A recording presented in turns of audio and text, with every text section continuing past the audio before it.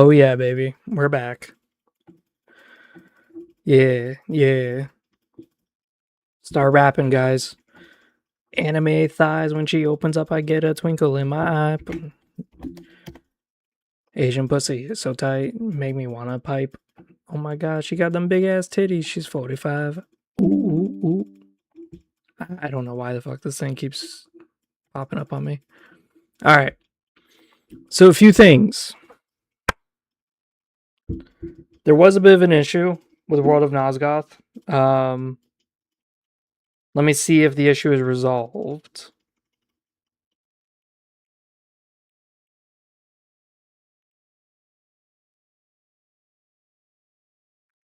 I'm experiencing it with my phone real quick to see if it really is fixed. But one of the PDF things would only show up only if you fuck, I can't see it. Let me try a different let me try work. Let's try that.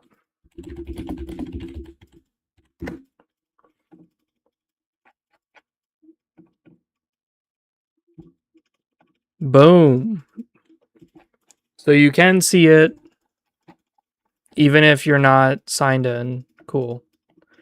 Awesome. Good. That's what we want. That is the first thing.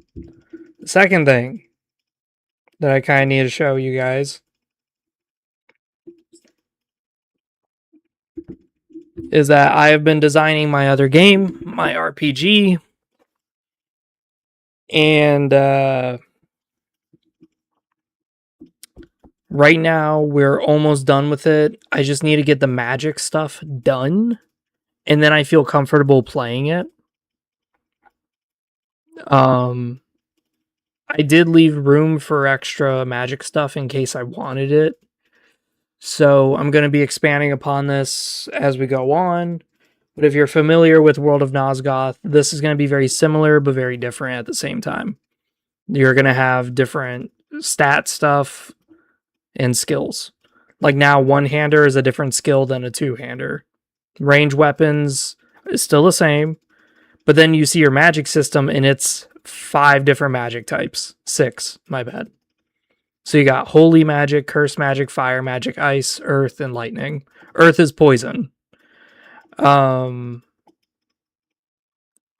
This is me trying to step away from the mental magic, the mind magic. I wanted to mix it with something different, which is curse. In Kingdom Under Fire, curse magic was really cool. Curse magic is how you silence people, how you get rid of resistance. There was a spell called Dark Mist, and you would cast Dark Mist in Kingdom Under Fire. It's a curse spell. All enemies inside that mist have 0 resistance. 0. So you can hit them with an arrow, and it doesn't matter how much armor they have, the arrow goes right through them. It is really nice. And if you're playing a Dark Elf, and you have Elemental Boost, and it's Curse Magic, guess what you're doing? You're getting rid of their armor every time you hit them. So that can be really, really, really cool in a game to play as with an RPG mechanic. You have traps. So as a player, you can just load up traps. This is how you dismantle traps. Also how you set up traps. You could set them, do however you wish. Cunning.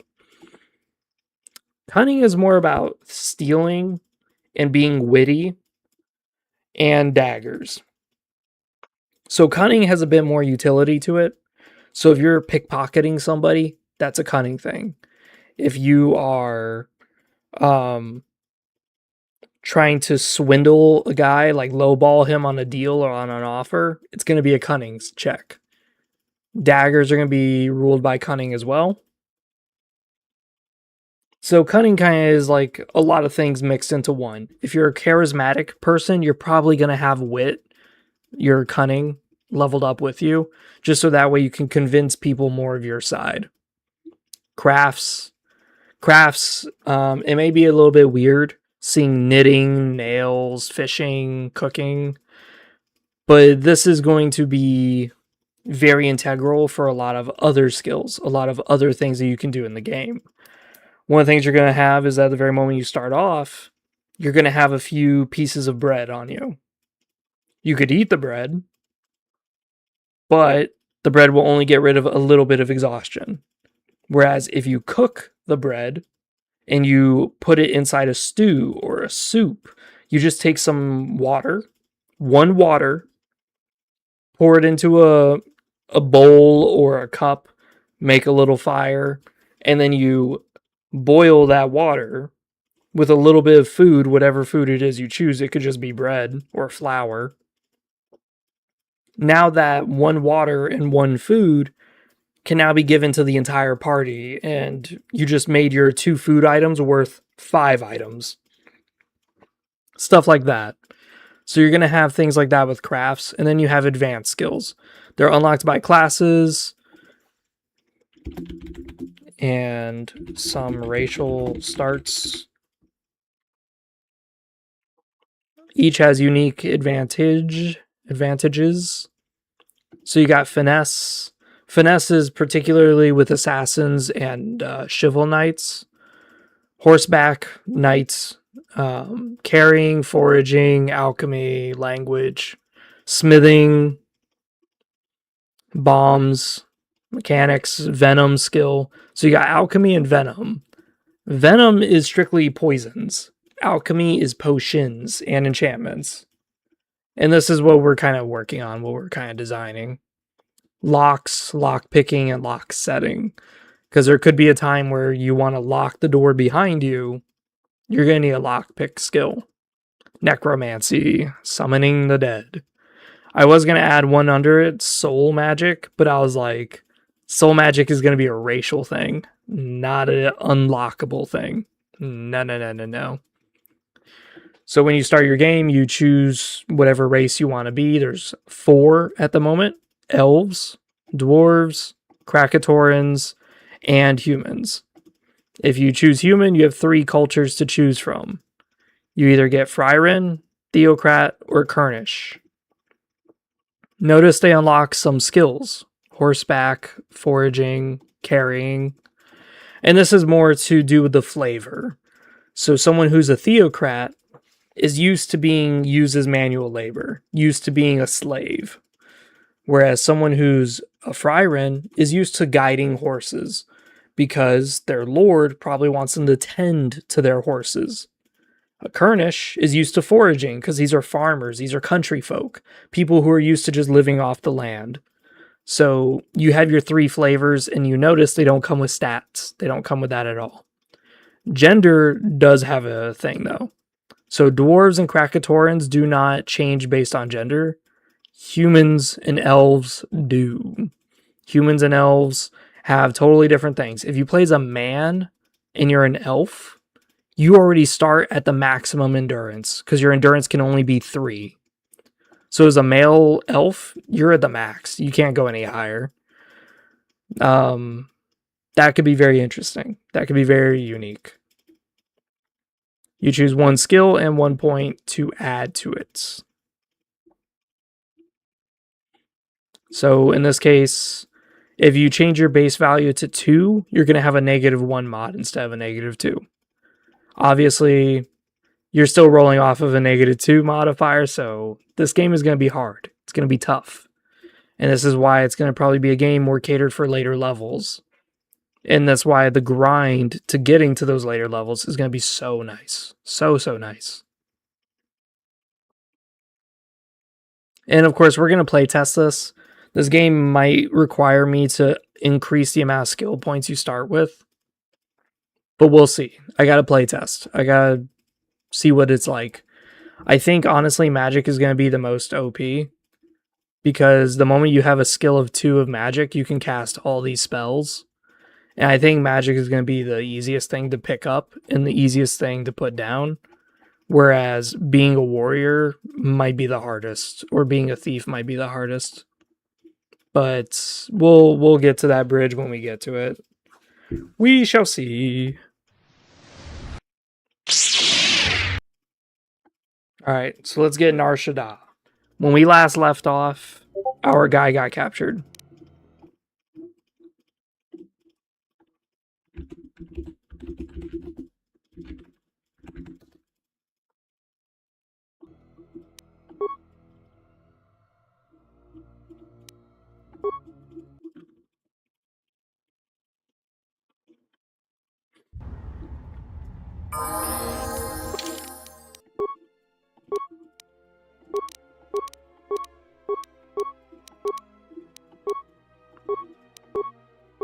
T3M4 has a lot of stats.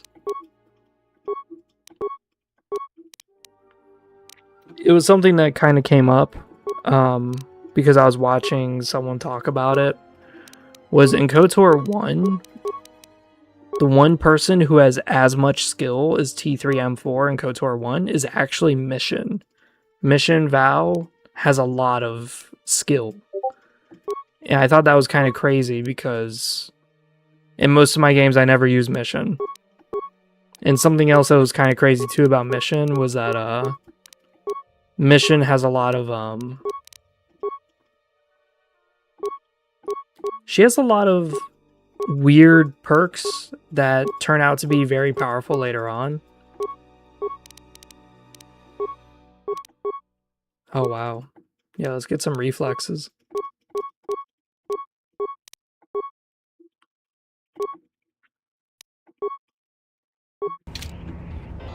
One of the things that Mission Val has in KOTOR 1 that makes her really powerful is she has a perk where anytime an opponent is stunned, she does an additional like 2 to 12 damage to them.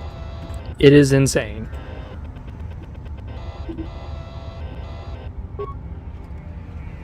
So that's the reason why if you go light side and you just, or dark side, and you just go stun magic and you just keep stunning people and you have Mission in your party and she's spraying with her pistols, she'll disintegrate enemies for you. Like, all you gotta do is just keep them stun locked and she'll fucking do the job. Mission is crazy. I am sorry, but only authorized cargo droids are allowed into the warehouse. I cannot permit you to enter due to the sensitive cargo. No. In fact, I do not have you on my list of Codin's acquisitions. How did you get in here? I see. Well, I have no current use for you. I'll assign you to C6E3. He needs the help to make up for his inferior programming. Inferior programming. If you do not wish to comply with these instructions, I can have you given a memory wipe and behavioral reprogramming. Good. Now... I like on how, in Star Wars Episode 6, Return of the Jedi, and in KOTOR, and in a few other games, the droids on crime worlds are just as mean and just as evil as their fucking owners. I think that's great. I love that. If you won't comply, I'll just give you a mind wipe. It's like, damn, dude. I certainly hope that rude C7 unit didn't send you over here. Those more recent models have no etiquette programming whatsoever. Yeah, like when I want to rewatch Star Wars Episode 6.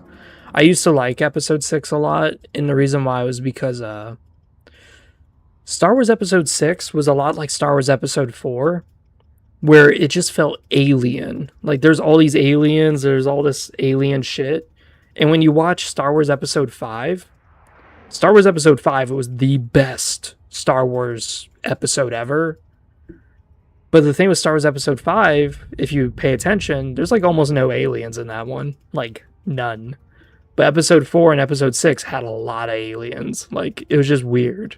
I think he should be replaced, or shipped down to maintenance to direct droids there. But I cannot seem to convince my masters of the logic of the request.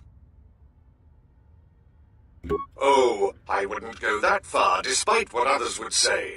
A number designation for a C7 unit means far more than an integer increase. Some droids undergo radical changes with each generation. Each numeric jump in sequence can have wide-ranging changes in functionality and temperament. But then, you are a new model yourself. I wouldn't expect you to understand how it feels.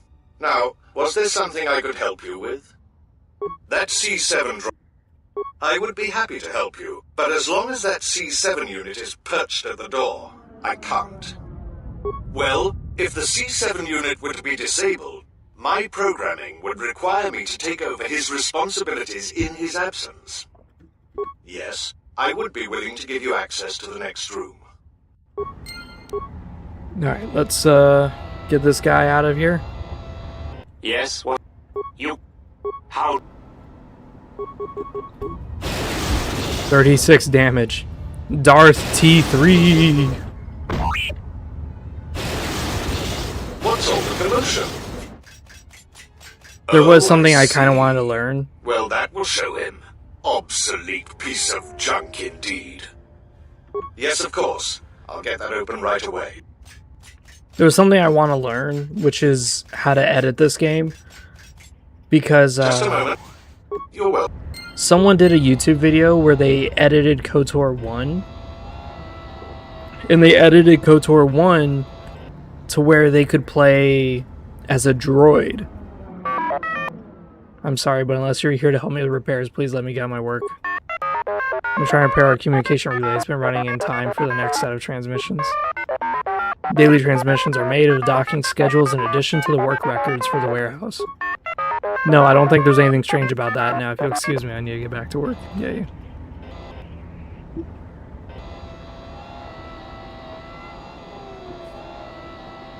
But yeah, there's some interesting shit about that. Playing KOTOR as a droid, I thought that was cool as fuck. I'm not gonna lie, I thought that was really cool. Although the issue with KOTOR is that once you hit like level 13 with a class, you're basically done. There's nothing more you can do with that class. I think Baldur's Gate 3 has the same issue that people were talking about, was that there's no benefit to staying as a class for 20 fucking levels. It's kind of like once you hit like one of the levels, I think it's like 7 or 13 or something like that, you've got everything you could have that class. Just switch. Now multi-class. But the issue is if you play as a droid, you can't do that. Whereas in KOTOR 1, you play as a guardian and a soldier. You play as a scoundrel and a sentinel. You play as like double classes.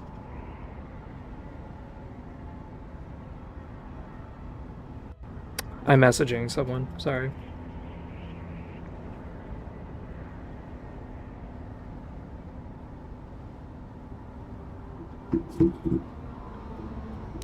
Alright, so we got durability module. What is this? Oh. Gives us extra fortitude. That's fucking useless.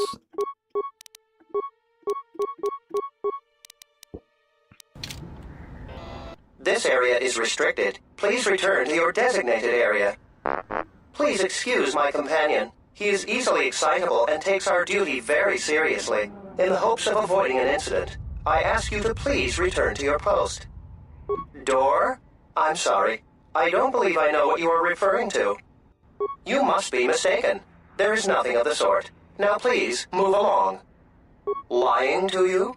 But that would go against my programming. Please, as I said, you should return to your post. Now, T1N1. He is right about your size. Being touchy about it won't change anything. Really, you're much too sensitive about these things.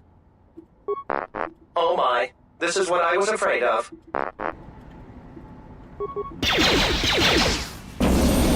Oh! He incinerated my ass. And now he's meleeing me, little bastard.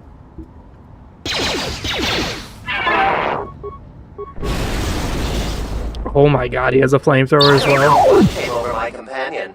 He has always been excitable, but recently he's been like this. There was nothing I could do to stop him, and if I tried to leave, he would threaten me. Now I am free, thanks to you.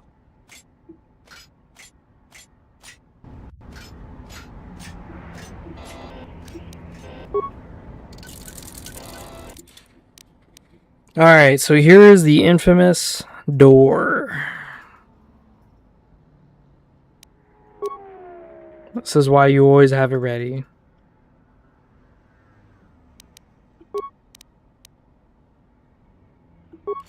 Boom, done. Oh my, you startled me. What are you doing here? I monitor the transponder codes of all ships leaving the docks, then transmit departure information for any of Vaga the Hutt's freighters. Oh, you're...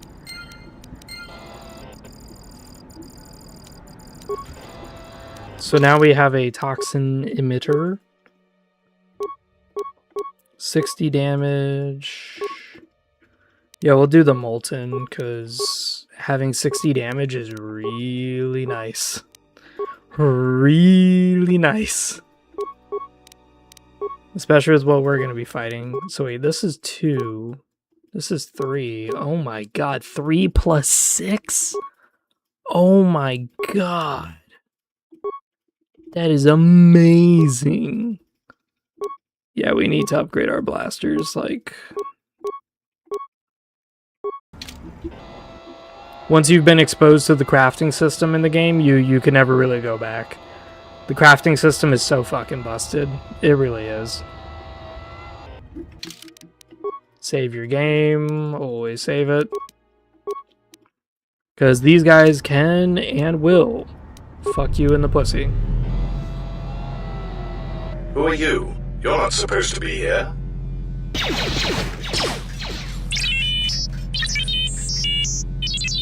Confident statement. You have the list of Voga's launch codes. You will give these to us now, or else we will be forced to take drastic action.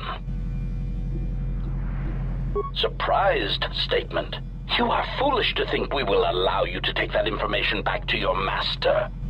Amused query. I think you will find the odds are somewhat in our favor. Now will you be giving us the codes, or not? Incredulous statement.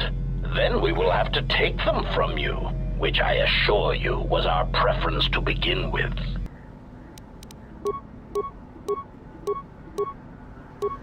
Do we have? Yeah, we do. Okay. 30. 30. 30. Failing, master.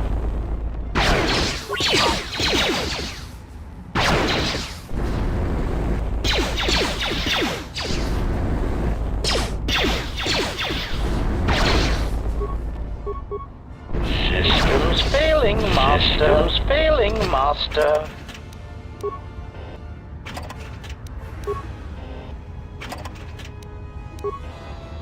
Just like that. We just melted them. We just came in.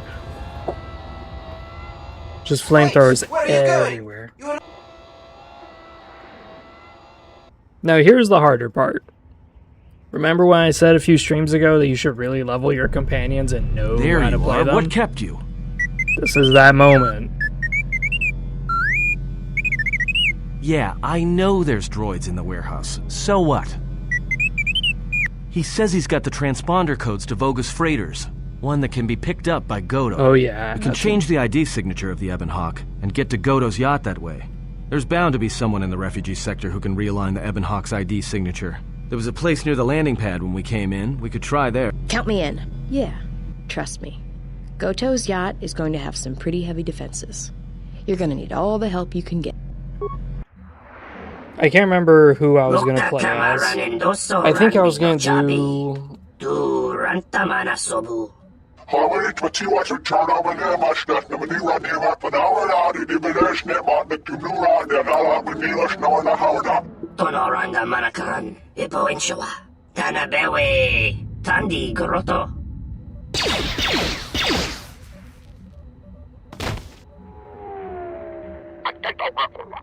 I think I'm gonna do Beodor and Kreia again.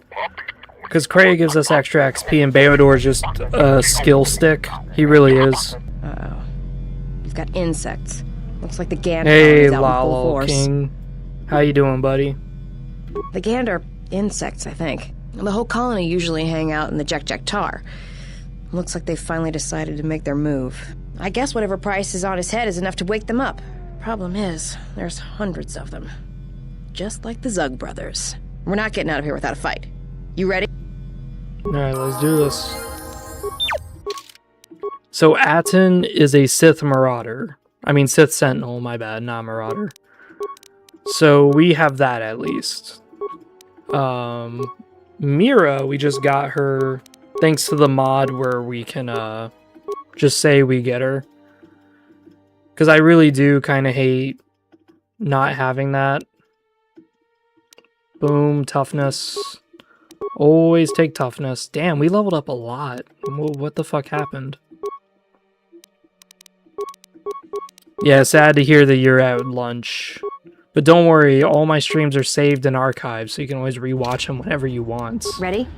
And some people would say I am heckin' entertaining. Okay, so we got her jacket. Her jacket's really good against melee. That's the reason why she could take damage and then not actually get hit. She is wearing really good gear. Like, really, really good gear. It's just that, she's got some really bad guns. That's the problem. We're not going to level her up too much because I don't want her to be too high leveled. I want her to be a really good Jedi. So Aten is getting a +3 to dexterity because of how evil he is. And he's got some really shitty gloves. Okay. +2 dexterity. Okay.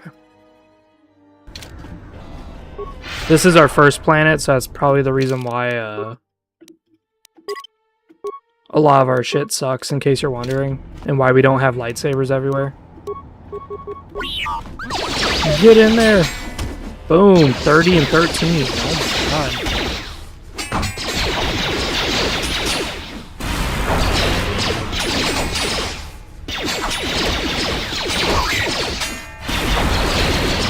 Oh yeah. 23 damage.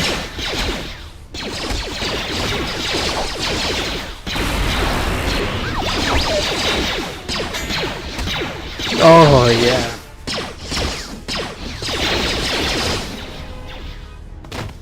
That was really good. That was sloppy as fuck, but man, it was good.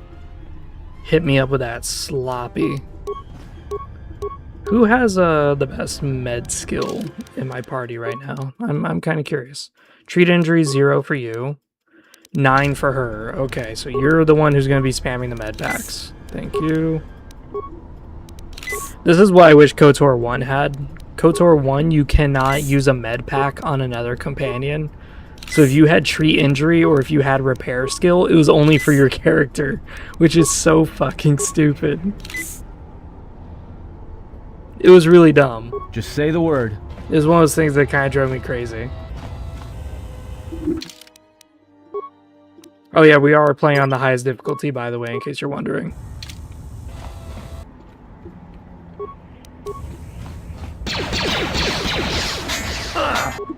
Alright, T3, what the fuck are you doing, dude? More where that came from. More where that came from.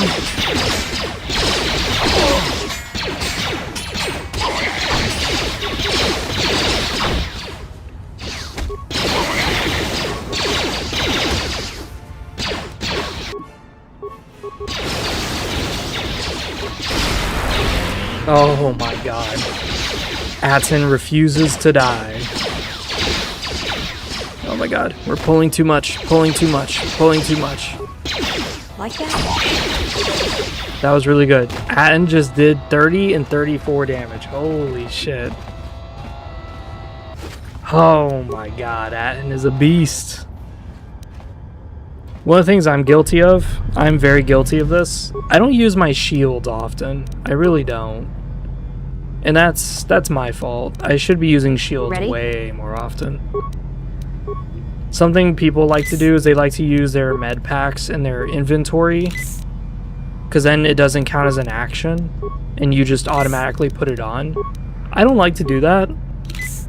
The reason why is because I think this game is easy enough as is.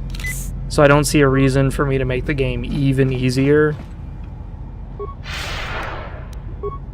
Let's put on the melee shield. Alright.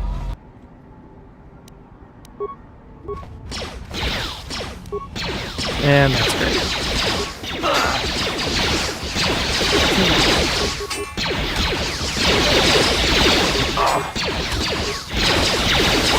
More where that came from. And Aten is about to get fucked. Yep, that is exactly what I was expecting. Yep, she's gonna get fucked up. It's the Zug. This Zug is like, he just landed a 40 and a 40 on me. Whew. His pistol's dog shit, thankfully. Time to take you down to size. More where that came from.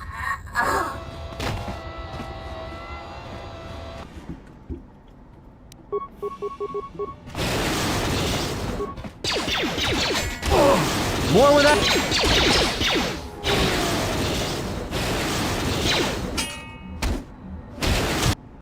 Oh.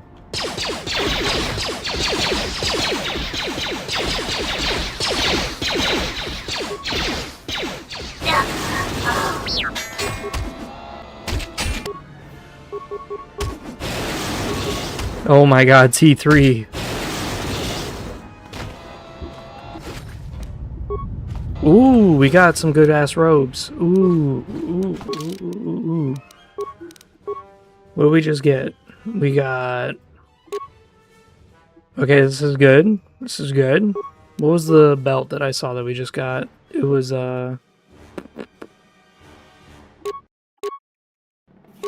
Nerve Amplifier. Immune to stun, horror, and fear. And you get +1 to wisdom. That is nice. That is very nice, actually.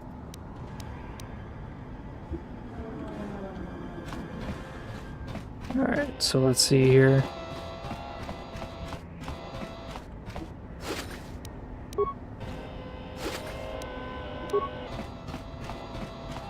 So yeah, there's going to be a bunch of enemies. This is one of the reasons why this area is somewhat frustrating. Because you're kind of stuck with the party that you have. I'm good to go.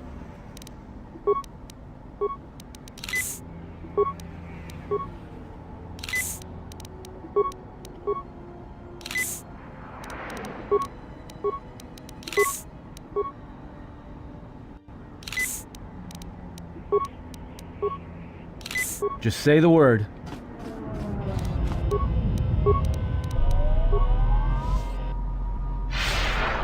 There we go. Alright, let's rush in. Get him.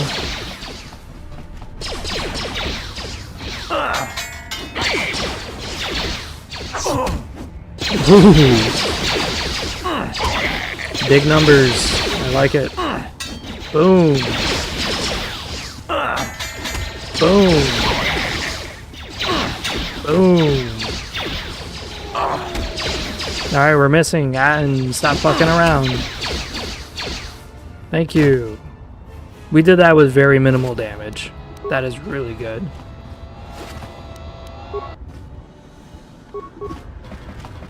Oh no. Alright, well, Mira...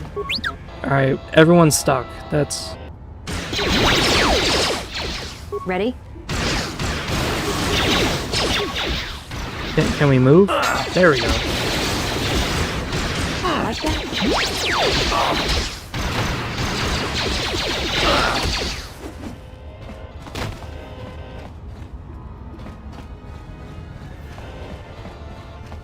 I really love the restored content mod. I know it adds like 6 or 10 hours of gameplay to the game. It's just, I really, really, really like it. Alright, Mira.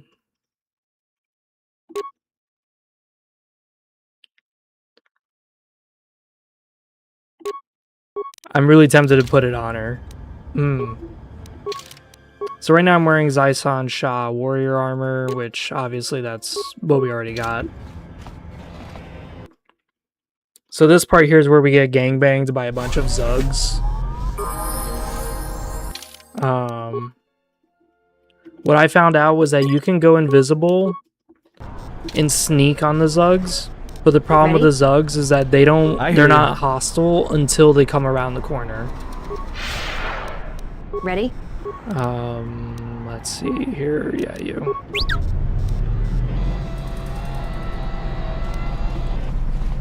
See, they're not hostile right now, and now they are. Just say the word.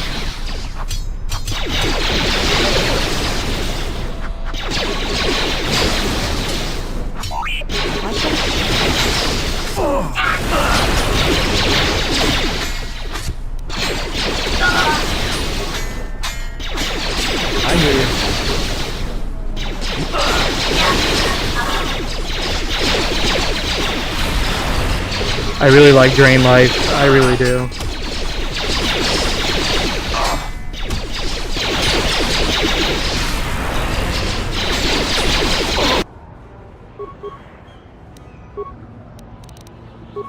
Yeah, it shouldn't take long.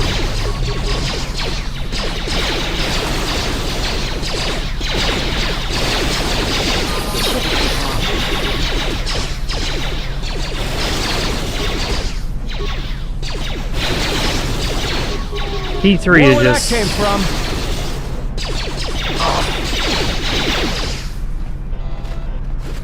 It's so funny on how out of all the droids in the game, T3M4 is like the best one in the entire game. It's so silly. It's like, what do you mean this droid is the best droid in the entire game? I hear you. Mandalorian heavy armor? Oh boy. That's perfect for Handmaiden. Yeah, because Handmaiden's gonna be a sucker.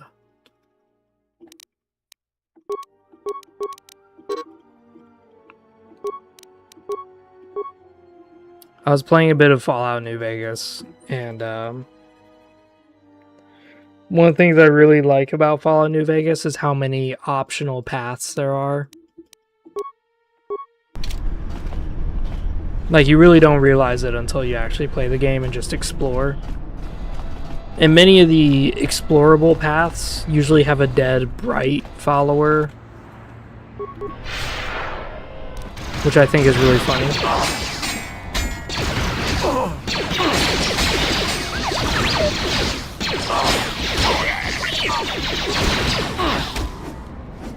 Like, one of the bright followers I had was like holding a laser rifle or some shit, or a recharger rifle.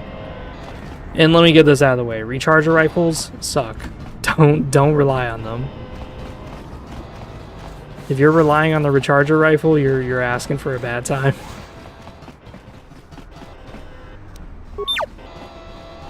Alright, T3, let's make some stuff.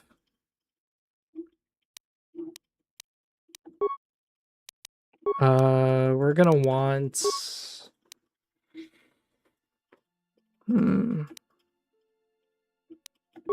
Yeah, let's break down some shit. Alright, break down this. Don't break down that. Did we just break it down? We did.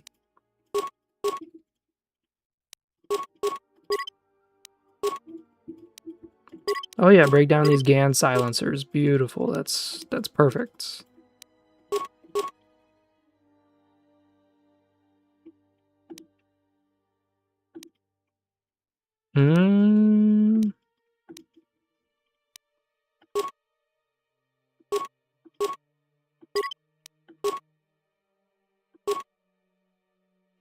Ceremonial? Wow. This gives you improved rapid shot? Are you kidding me? That's crazy. We're going to break that down. Alright, craftables.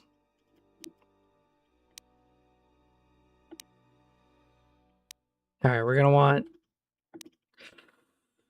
Yeah, we're going to want 2 of these, or let's just make a few of them. Yeah, make 6 of them. Fuck it. Nope, we're going to want the Superior Ryloth. 6 of these. And we're going to want the Mandalorian Chamber. 6 of these. Or not, just 4. Okay, cool. Let's look at Aten. Yeah, why not? Give him a strength overlay so that way he has more strength. That's actually genius. Give it to him. The only issue is that we can't give him this because then it will require him to have a melee bonus.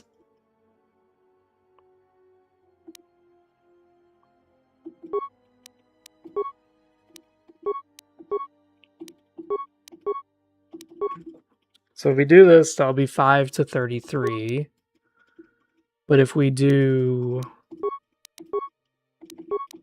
this will be 5 to 32. Okay.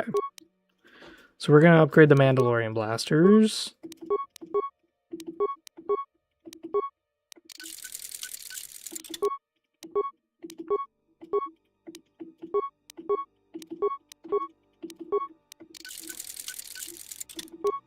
We're gonna upgrade all of them.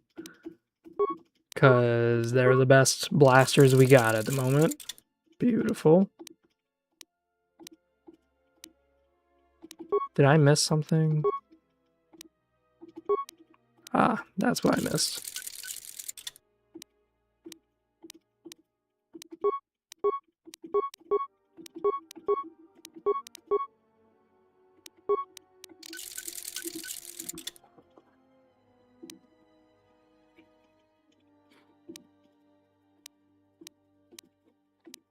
Immune to fear and horror. Wow. Isn't that something? Huh. I am thinking about it though. It's like I kind of want to give better shit to my armor.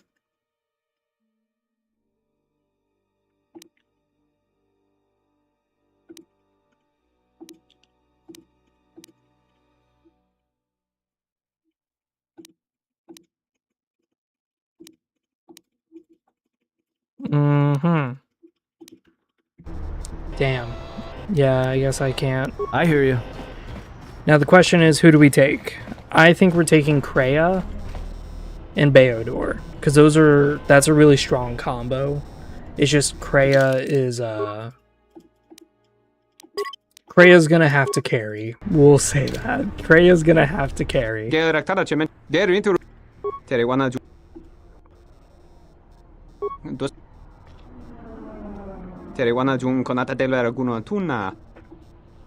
Alright, so who is going to board the ship to save my character? Kreia is one of the best. Kreia and Beodor, so we'll do Beodor and then Kreia. The reason why is because Kreia can mass stun the droids and then just execute them all. Welcome everybody. Welcome.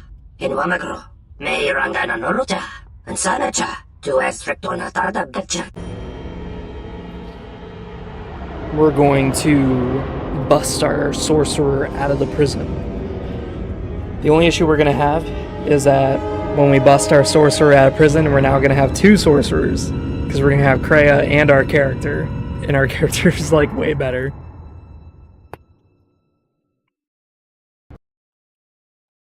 Oh man.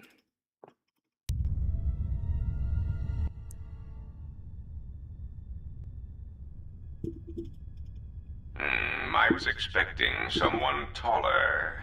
I hope you are not in too much pain to hear my words and understand them. I am Goto, one of the officials representing a percentage of non-sanctioned trading here in both the YouTube system and Republic YouTube space. system? And I had a question for you. Are you a Jedi? No. Indeed.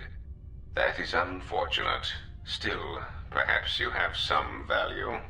I have gone to considerable expense and effort to bring you here. It is because I have a job for you. And I have a response. Too afraid to show yourself besides hologram? Afraid? No. It is simply difficult to be in so many places at once. Holotechnology is currently the most effective and convenient way to communicate my commands over vast distances.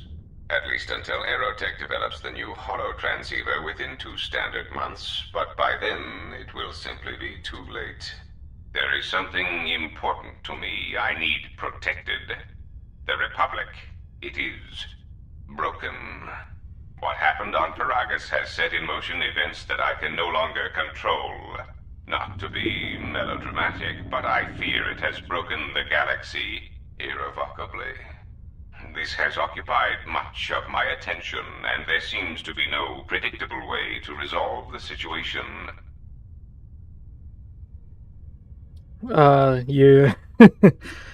Yeah. Let me get this straight. You want me to help the Republic? In 1 standard month, the Republic will collapse. Not due to war or secession, but because it lacks the infrastructure to support itself.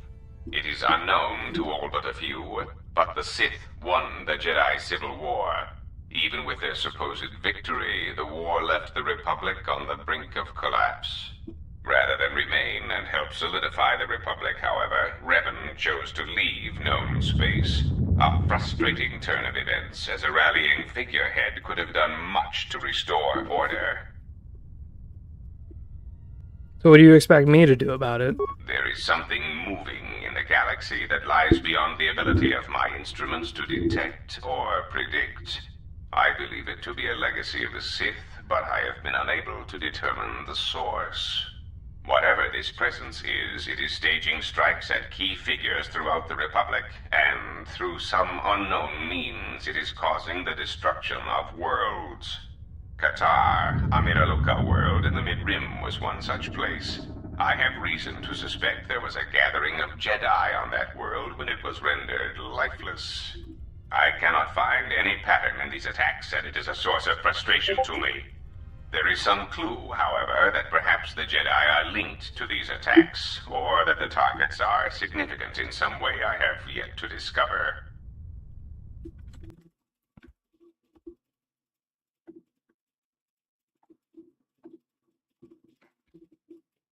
Oh, these guys are doing an event, I guess. Hold on, my chair is starting to... Yeah. I don't care what happens to the Republic, let it fall to the Sith. You misunderstand me. I do not wish to stop the Sith any more than I wish to stop the Jedi.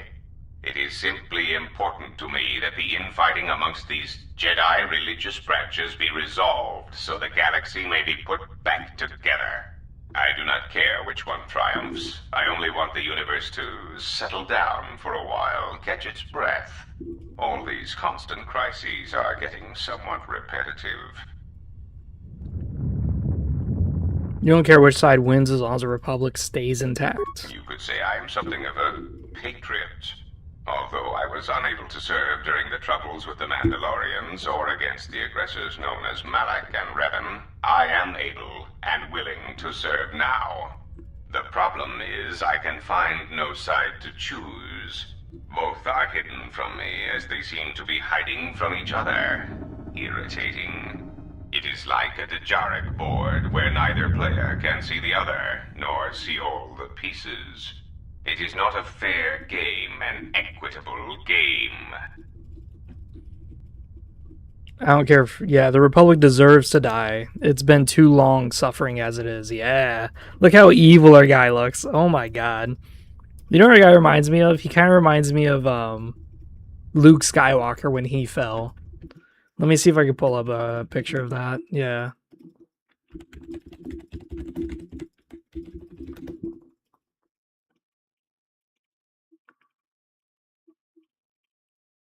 Where was it? Yeah, this is what he reminds me of. Yeah, this. That's the reason why I chose the photo that I chose, because it's actually a clone of Darth Sidious, like a younger clone of Darth Sidious. Yeah, Republic deserves to die. If you care nothing for the Republic, perhaps finding the source of these Sith and resolving the situation would be to our mutual benefit. There is no margin for error when I say that these Sith seek to murder you and all Jedi everywhere. They have been quite efficient. And when they dispose of you, there will be nothing left to stop them, and the galaxy will fall under their influence. Yeah, I have no intention of stopping this. You misunderstand. I merely wished the situation resolved. If the Sith are the more capable of both parties, then it is only logical that they fill the vacuum the Jedi and the Senate cannot. I am a businessman. The Republic needs stability to survive, prosper, and grow. Whether it is led by the Sith or supported by the Jedi is of no consequence to me. Maybe you should pay attention to troubles of your own ship. It is the proximity alarm. We are under attack. Somehow your allies have found you. Unexpected. You will remain here under guard. I must see to the defense of my ship. Announcement. We seek to make Goto aware of our services, allowing us to facilitate communication and terminate hostilities in the galaxy. If that means blowing up planets, slaughtering entire species, or allying ourselves with the Sith, then that is the logical choice. Our predecessor would never understand our directives. He was slow, weak, and his vocabulary was prone to static. I love how they shit talk the fuck out of HK. I just love that so much. Yes, wear the dark Sith robes. Thank you. And we're going to wear the nerve amplifier for the time being.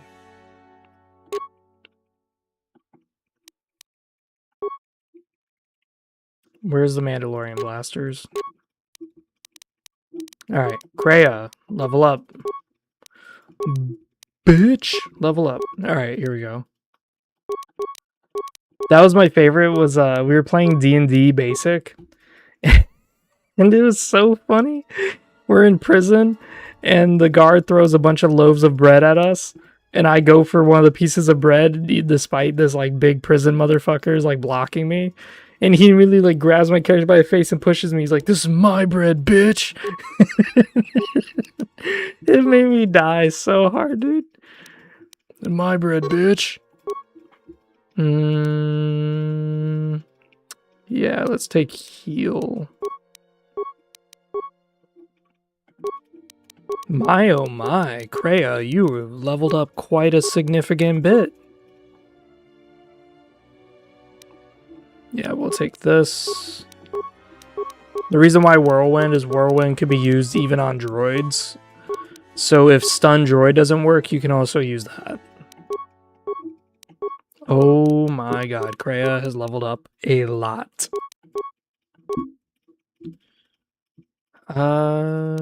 Yeah, we're gonna want Master Toughness and Jedi Defense. Oh, whoops, we're like maxing out. Sweet.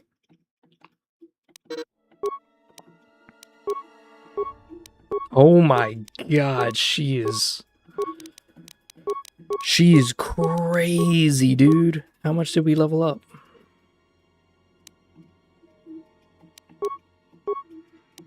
Dude, oh my god.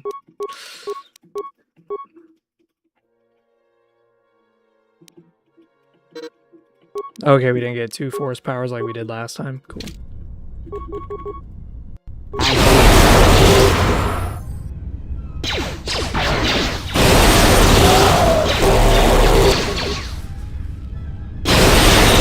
Failing master. Oh my god. Failing master. Believe it or not, that was a close one, because that last HK could have killed us just now.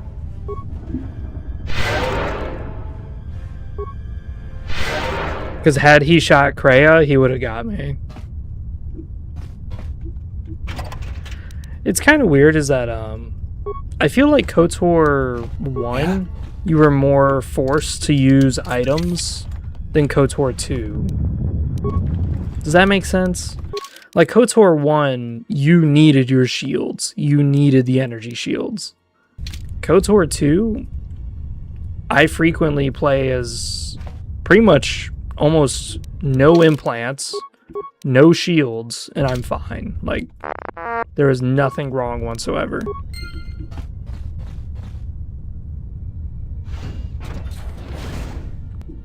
Ah. Kreia. What is it?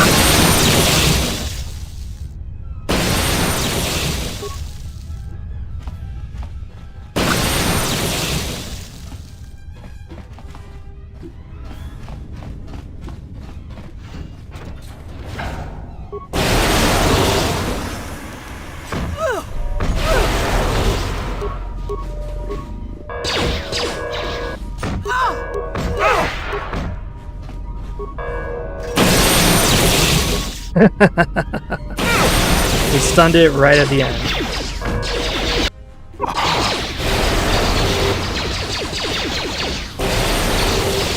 Alright, well, this is exactly why. He just hit us for how much? Holy crap.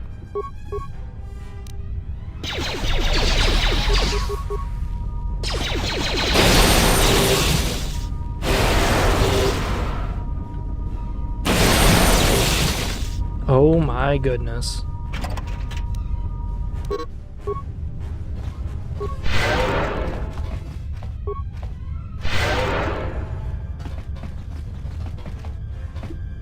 Yeah, there's an enemy in here.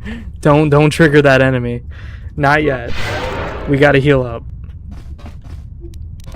But I do gotta look though. Beodor, what are you using, dude? Yeah. He doesn't have bad equipment. It's just it's not the best equipment. That's the problem. Okay.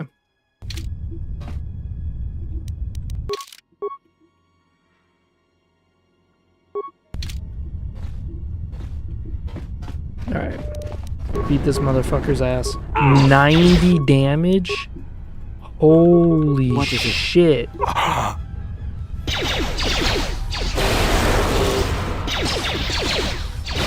90 flame damage? That is insane.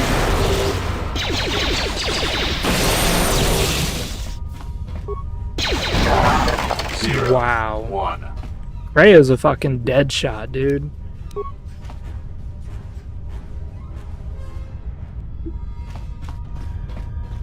She's a crack shot with the goddamn pistol. Let's go.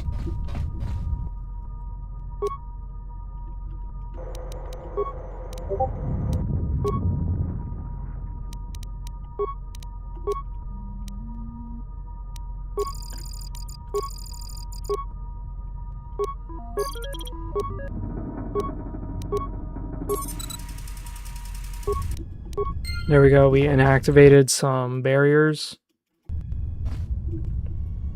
Let me just turn off Discord for a bit.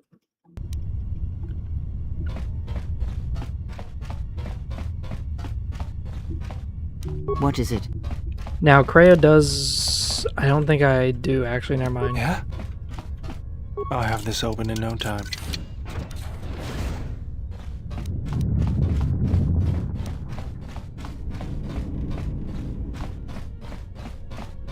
There he is. Turrets. We want to destroy that as quick as possible. I do want to design a dungeon map later tonight when I have time. I know I'm playing this game and there's really no one really watching, but I do like this game a lot. I do.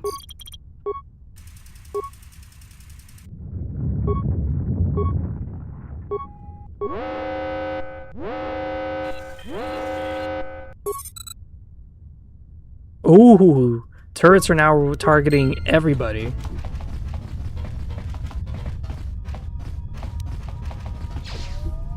Yep, you can hear them fighting. I hear you. 65 damage. Over with.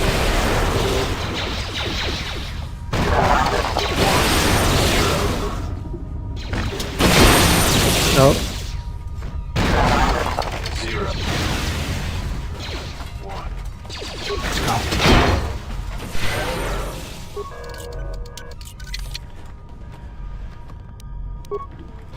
Yes.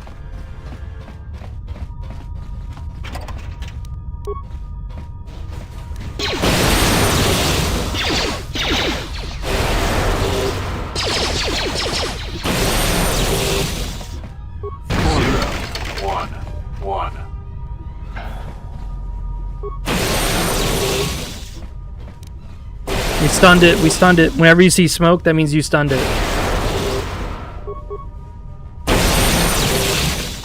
Boom. Yeah?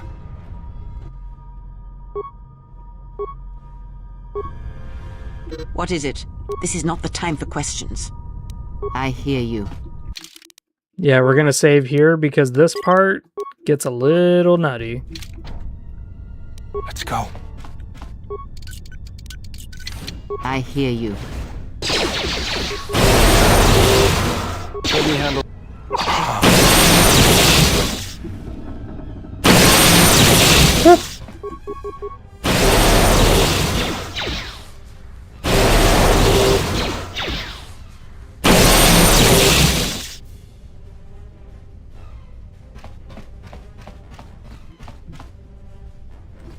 And just like that, we made Goto's yacht into our playground.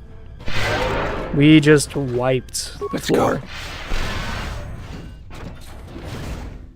Goto's yacht's easy as fuck. You just gotta know what you're doing. Now we get our Sith Sorcerer. Yay. Let's go. Oh my goodness. So with Beodor, I kind of use him as a stat stick. So I think treat injury would be nice to unlock. Yeah, I think that would work really nicely.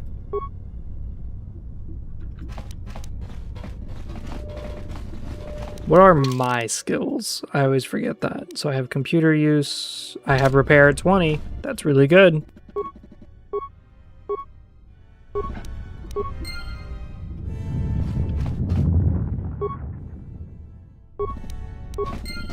Let's go.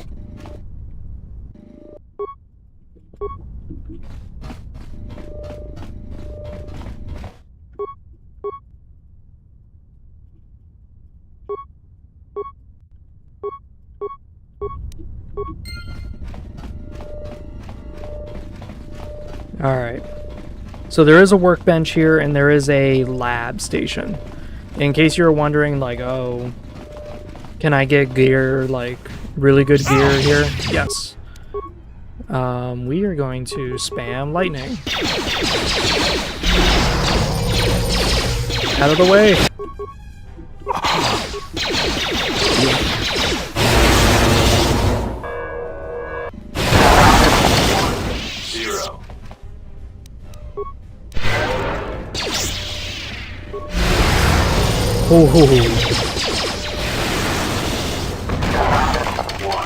One. Between Kreia buffing me and then my character just being ridiculous already. Yeah, this is nice. So here's the lab station in case you want to design implants or whatever.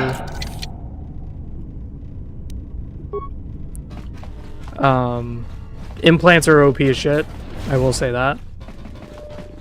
In KOTOR 1, implant was a skill, and you did want to get it sometimes. But I've done complete playthroughs without it, so you can do it without it.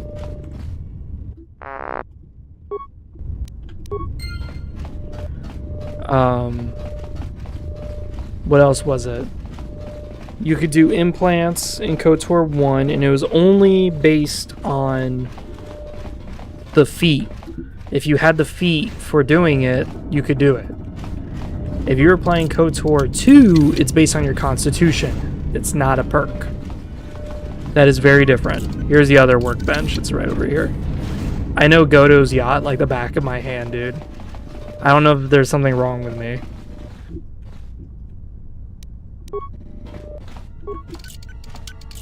Child's play. The one thing that I always forget is I'll have this open in no time. I always forget Malachor, and the reason why is because I very rarely get to that point. Because every time that I get to Malachor, I don't care about loot anymore. I just kill everybody.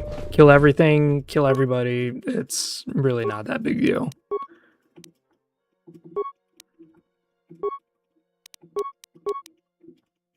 So we got our Jedi Master robes. Oh, we're wearing the Matukai robes. That's right. That is right. So the Matukai gives me 2 strength, 2 dexterity, and 2 constitution. The constitution, the dexterity is why I'm using it, because it makes me dodge. The strength gives me a 0 mod, so that way I have no penalty to my attacks. Yeah? Beodor should be able to make me armor implants for my...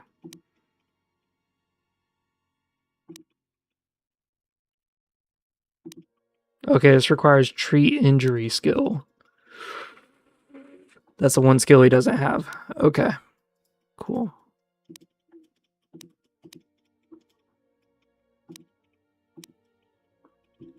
because the strength underlay gets up to like +3, I think. And I think it applies to armor. Let's make one. And then let's try to upgrade the robes. Yeah, where is it? The Zyshan. That is not what I clicked on.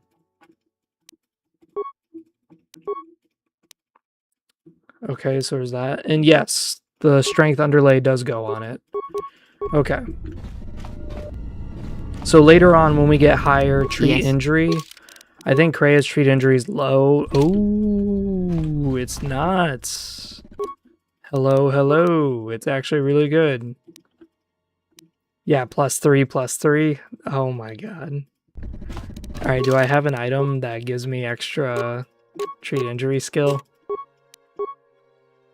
No. No. Damn. There really isn't a medic implant or medic armor that increases your treat injury skill. I'm just saying that, like, for the entire game, just know that there really is none. So that's kind of why it's annoying sometimes. It's like, ugh, I wish I had it. But it's okay. So we can do a strength overlay. Now, the only thing is that we're going to lose our 2 dexterity. But on the flip side, the armor would give us extra resistance to damage and stuff like that.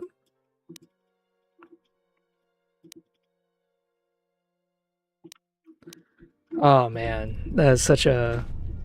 Yeah, we're gonna wait before we do that. Or we could just always find better robes. That's always a possibility, is you could just find better shit.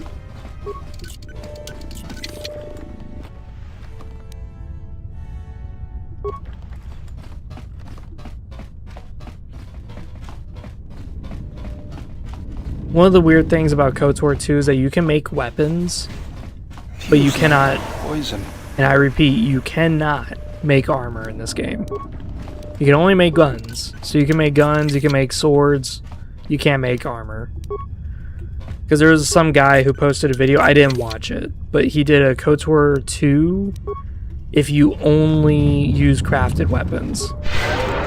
I've never watched his video, but I can already see the issue, which is that you can't craft. I hear you. You can't craft armor, so that's gonna suck. That is gonna suck a lot of dick.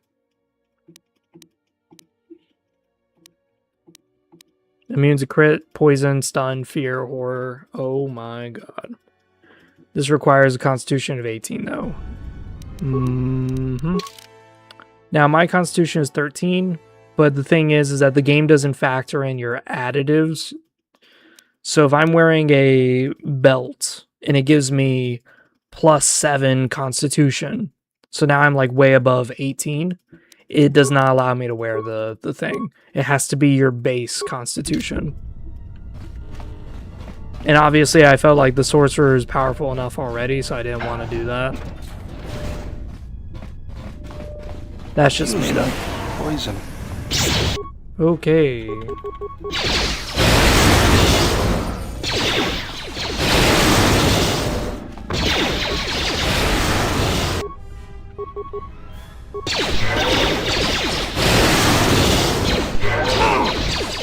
Oh, we returned its blaster shot back at it.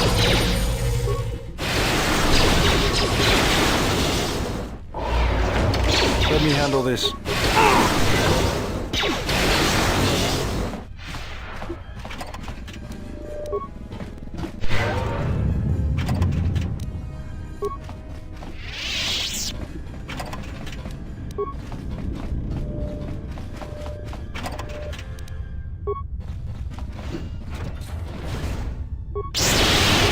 Oh my god.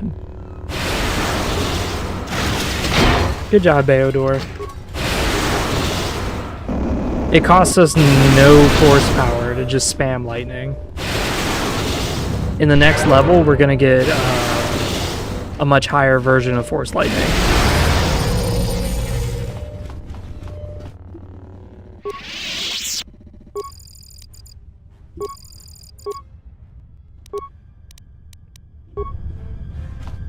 Yeah, at level 18 we get Force Storm, and Force Storm is the best spell in the game.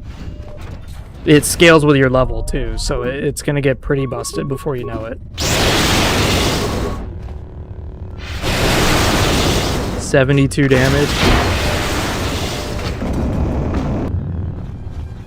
And Beodor just runs in with the cleanup. They have gotten farther than I calculated, but they shall go no farther. Deploy the guard droids. Raise the force fields. We will trap them within the ship. Activate the mines. Yeah, if you're ever gonna do a demolition character, always take, and I mean this, always take stealth. If you don't have stealth and demolition, then you're wasting your time. Because there will be moments like this in KOTOR 2 all the time, where they put like the deadliest mines. Oh shit. Shit, did I give someone my demolition gloves? I did. I think I gave Atten my demolition gloves. Oh shit. Okay. Well, at least he can defuse them. We won't be able to recover these mines, but that's fine. Yeah. We still get XP for not. Boom. 200 XP for disabling them. What's up, Brody? Now, mind you, this is the first planet our guy has done. So we still have like 90% of the game to get through. I think the next planet we were going to do is Dantoine or Duxon, one or the other.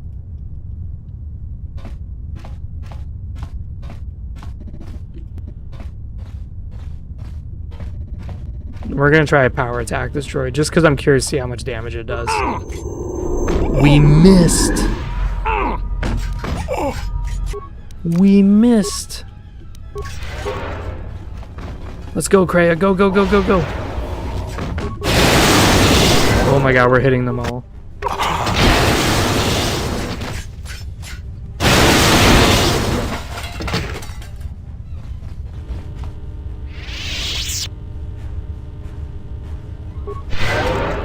$40 HP for my heal. Whew.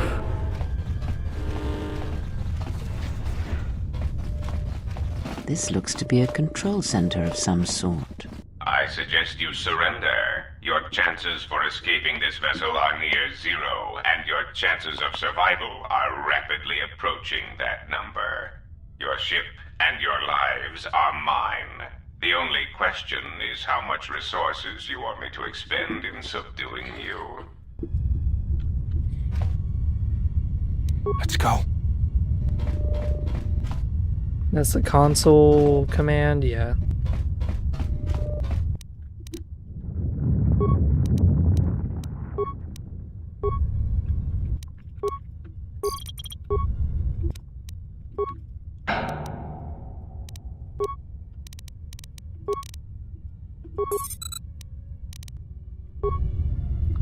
I feel like we missed something. Because usually I could get it where droids start attacking each other by now.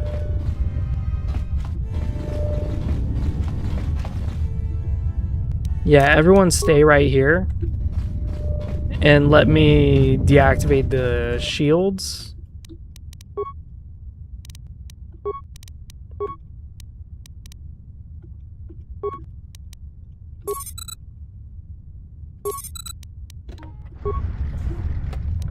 We'll be back shortly. Yeah, I can't remember what it was. It was like minefield or some shit that I unlocked one time. And when I unlocked the minefield, I was able to turn the mines against them so that they would just run right through it. But I can't remember now. Yeah, we're about to level up. I'm just in here holding down the 1 key.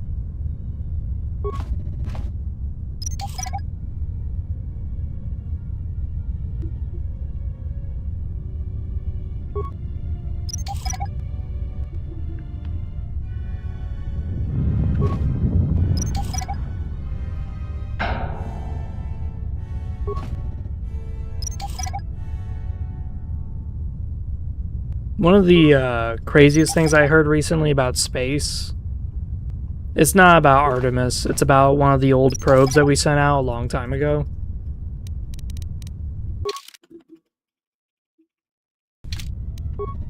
But there was a probe that we sent out, like back in like the 70s or something, and it's still going, and it's still working.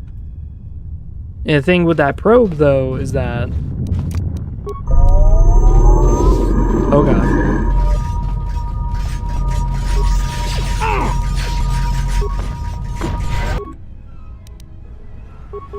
Take him down.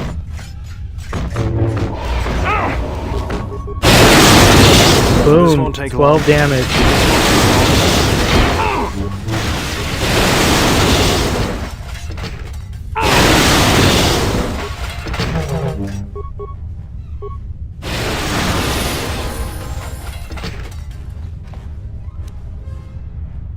Really, I'm 200 XP away. You gotta be kidding me.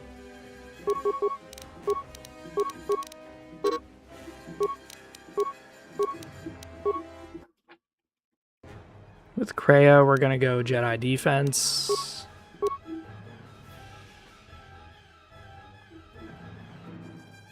Master heal, master battle meditation, beautiful. Yeah?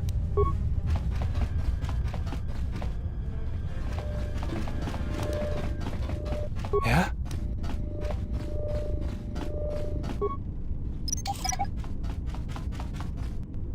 Yeah, it may have been Voyager 1 or whatever, but one of the probes basically is now like starting to fuck up.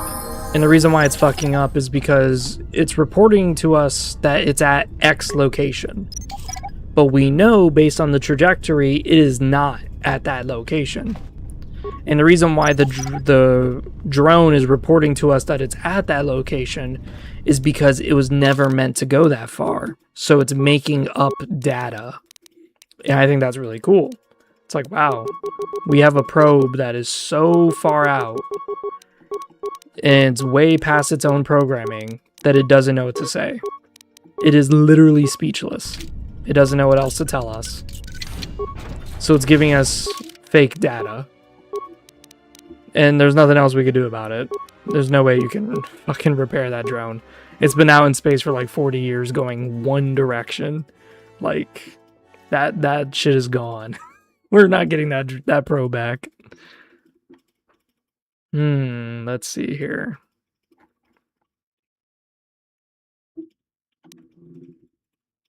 Yeah, we may want 2 weapon fighting. And we're gonna take Force Storm. Each point of the attacking player's level. The max level in this game is 50. So it could be 50 times 6. Yeah, that's a lot of damage. And then you also have the DC of 5+ for wisdom and charisma modifiers. This is going to be insane. This is where I walk into a room, stick my hand in the air, and everybody dies.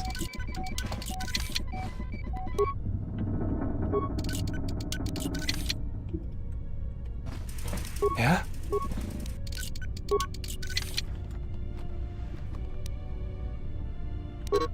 Droid controller, that's what that thing was called.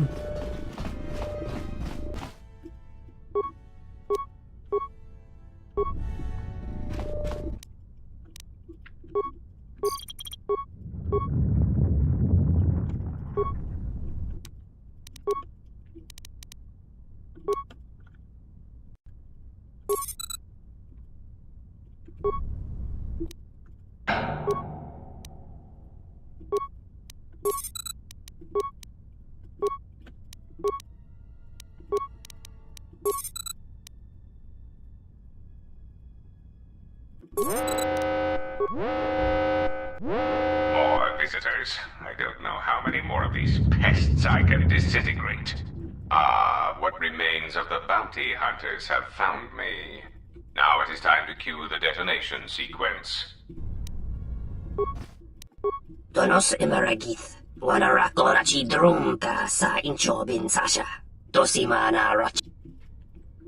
Yeah, you're welcome to try, big eyes.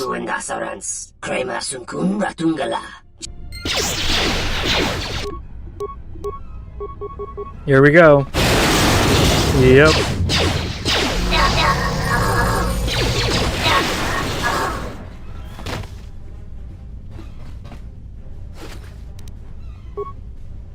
It is my favorite part about being a Sith Sorcerer is this. Where I just walk into a room, stick my hand in the air, and everybody drops dead.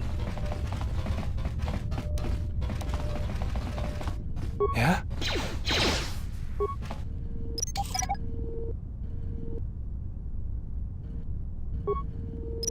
I was gonna say, are we getting shot from a guy that somehow lived?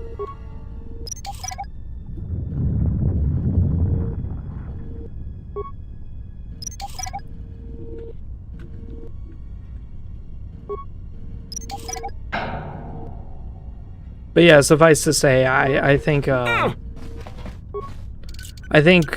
spaceship stuff is really cool. It's just that unfortunately not everybody cares.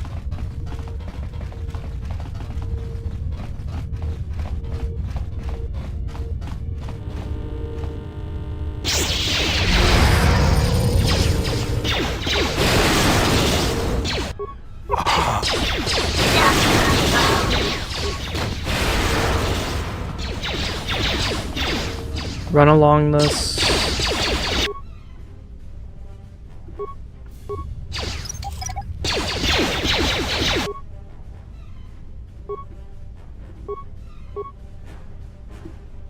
Yes. I can't even like target these guys.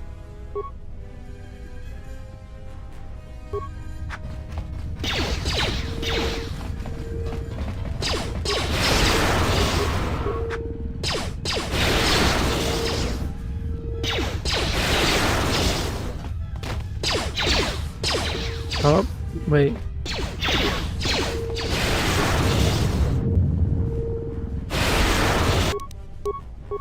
Let's drain his life. The least he can do is heal me. Yes. After what he just put me through.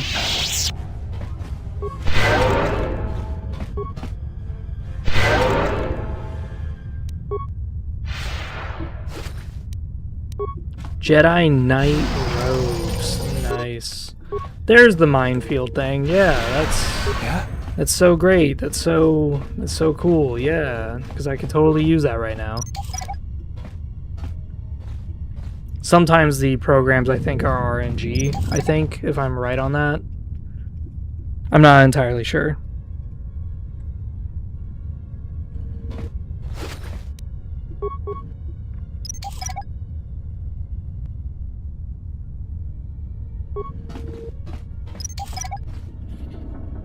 I mean, I think space travel is going to get more interesting when we actually land on planets and establish bases. But until then, I don't think anyone's going to give a fuck.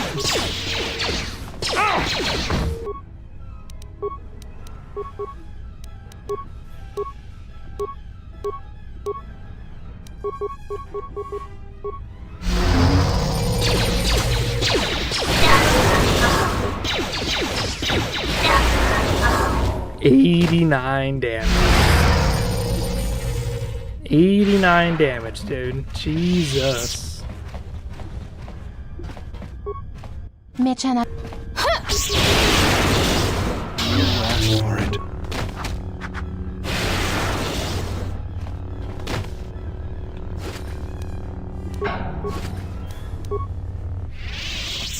The Twi'lek spinning blades are really interesting stat-wise, but they're really shit.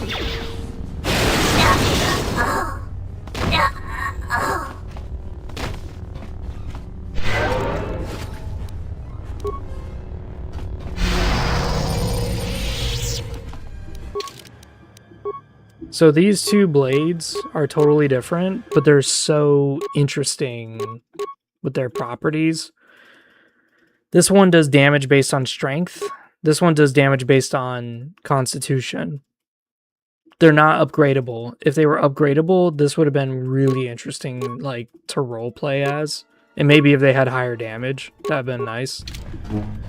But having a sword that does more damage based on how strong you are, and a sword that does more damage based on how tanky you are, that's really cool. Let's get this over with. This won't take long. There we go.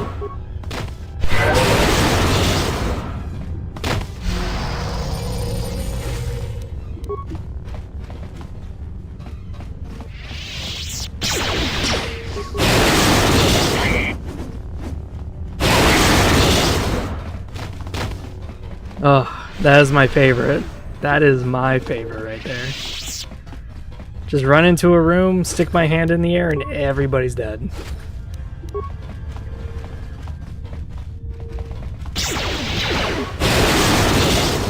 Two hits.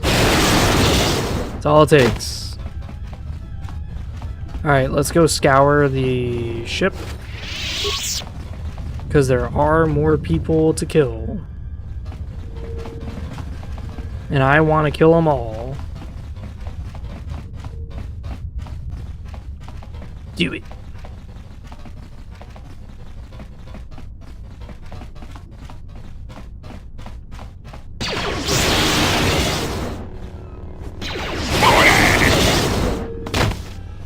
One of the nice things about NASA is that NASA photos of the space are considered public use because your taxes pay for it. So therefore, I can take a photo made from NASA and use it for whatever project I want. That's partly the reason why I'm using it for my Kingdoms of Oblivion game.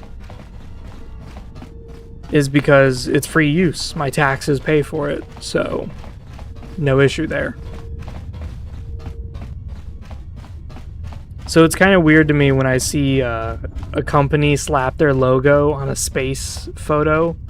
They're like, you can't use this photo of space because our company took a picture of it. And meanwhile, NASA has not only more photos than they do of space, but they have higher quality. Fucking HD.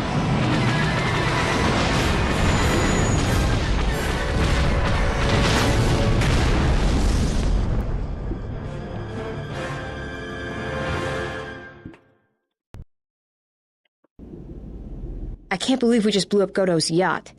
That's going to destabilize crime throughout this whole sector. Yeah, well, you'll understand if I hold back the tears. You don't understand. Crime in the YouTube system, it's like the economy. Plus the power vacuum. Even if Voga gets up and running again, the system is going to be feeling the effects for years to come. Yeah, well, at least we didn't find that Jedi Master with the weird name. Zez, Kai, whatever it is. Zez Kyle? Well, that's not true. I already found him. Actually, he found me first. He hired me to watch out for you, keep Godo off your back until he could meet with you. We'll need to head back to Nar Shadaa, to that safe house off the docks. I said I'd meet up with him there if we ran into any trouble. We're gonna kill Zez, Kyle. What do you want now? If you thought to escape my notice so easily, you would be wrong. As a token of my goodwill, I present to you a gift, this droid. It will serve you well on your journey. I think your gift is useless. You would be surprised at how little I care about what you think. As I indicated, this I love will Goto, remain with man. you and Only for guard that you. one dialogue. It will Everything else I also hate him serve on. as an effective voice for my orders during your journey. I cannot harm you. You are the key to saving the Republic. Pray that you do not prove yourself otherwise.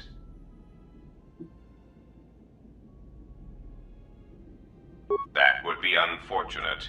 I would merely lose a droid, while you would lose your entire ship and a sizable chunk of whatever planet you were on when you tripped the failsafe detonator. Oh yes, I excel at that. Regardless, testing it would benefit neither of us, I assure you. Do not be concerned. The detonator is primed only when the droid's behavior core is tampered with. If we enter combat, such actions will not trigger an explosion. As much as I need you, you will find you will need me as well, and this droid will prove useful on your journey.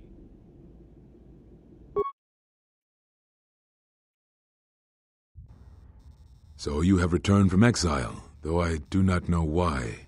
You were always difficult to read, when you were tied to the Force, and even more when it was lost to you. But I can see the mark of the dark side upon your features. I know how this will end.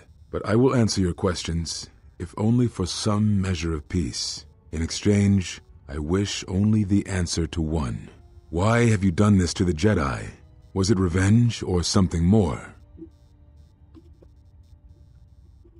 Do you think I'm the one killing the Jedi? But you are.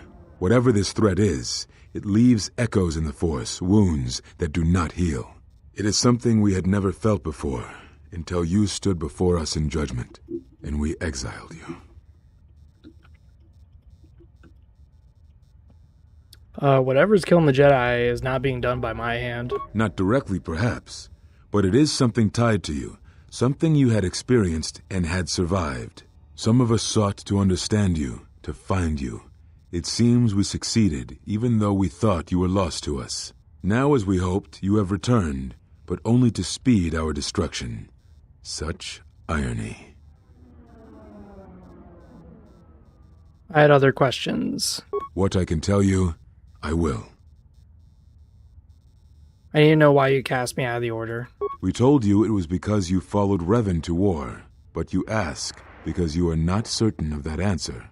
Nor were we. The day we cast you out, that is the moment I decided to leave the Order, because I do not believe we truly faced the reasons you were exiled, and if we do not examine such truths, then we are already lost. I think it was because we were afraid. It is a difficult thing to live one's life with the Force. To see a vision of what it would be like to be severed from it, it is more frightening than you know. Very well.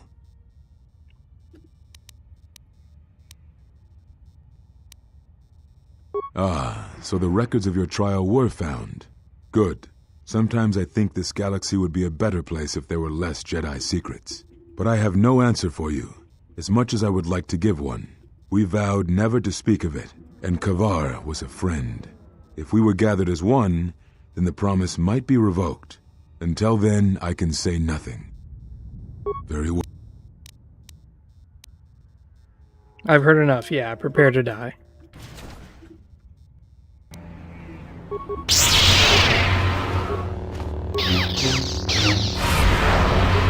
Wow, he's resisting everything.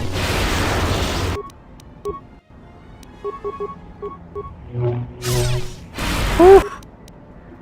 Oh my god.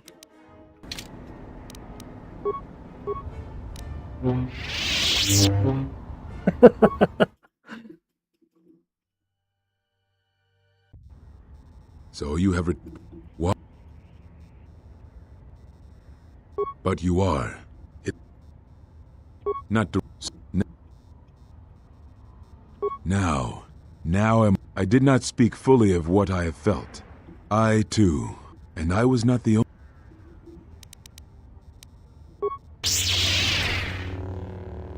Alright, so he's gonna resist everything. That's fine. What we're gonna do is we're gonna activate a shield, and we're going to blast this guy. With the strength of his Force powers, he is desperate to finish you quickly, so he uses a potent form of the Force. Defeat him by going on the defensive and absorbing his attacks with the Force. He will quickly run out of energy, and then you can finish him easily. If you think to learn anything from my death, then you are wrong.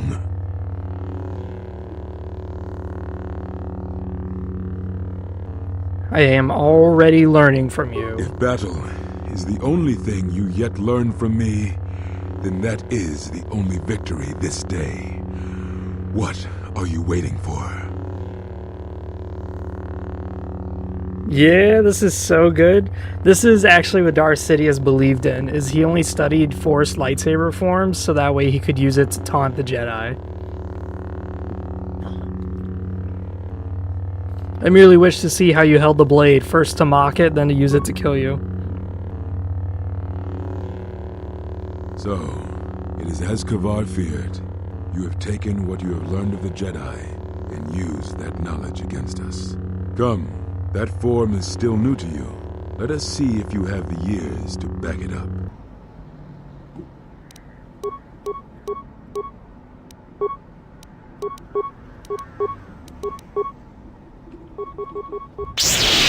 Yep. Killed him in one hit.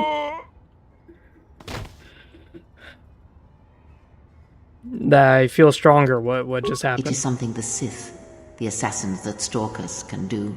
It is of the dark side, the ability to feed on life. The Force. The closer one comes to it, it makes them stronger for a time. But how do I know how to do it? Not all techniques in the Force are learned through practice and training. This is something instinctual, born from experience. It is a way that they fill the hollow places where the Force used to be.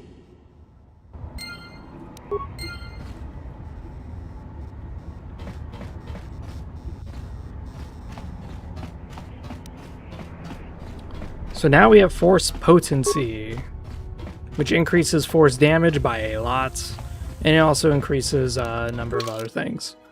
We're going to summon Goto and Mira. Status active. I've never really talked to Goto. Yes. Is there something you have come to offer me? The fact we are even having a conversation is gratitude. Usually, my conversations do not have the give and take that our current interaction does. And of course, there is much more screaming on the part of the listener when the torture field is activated. I am willing to indulge some of your questions. Alright. On the yacht, no. Where's your base of operations? Now, that would be telling. For now, my presence must remain a secret, and it may remain that way forever. It has been assigned to guard and protect you. It is skilled in intimidation, interrogation, and can provide a series of select skills that will make it an effective killing machine. For the most part, it will follow your orders. This unit comes with a droid scrambler that you may use against mechanized opponents to randomize their defensive and offensive protocol. Use it, and it will cause droids to wage a civil war in their programming, and they will turn on their allies. Its power source is not limitless, but it is enough. In addition, this unit comes equipped with a portable cloaking generator. So you're sneaky and confusing. How droll. What an amusement.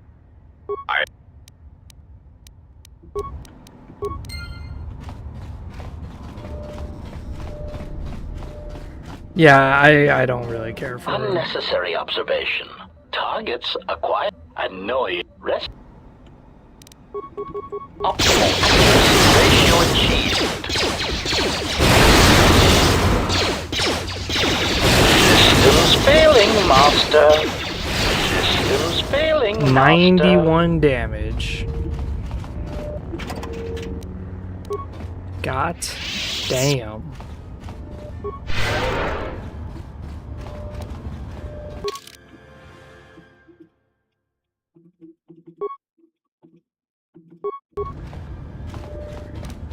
God damn it, I forgot to do it again. There we go. Yes. Very well. Have you done? Very well. Then know this. Many are the times I meditate in the silence of my chambers. Do you know why I do this? I do this so that I might center myself, listen to the currents of the galaxy. There are others who center themselves by achieving a moving meditation, where operating on the minds of machines achieves a similar calm in one's own mind.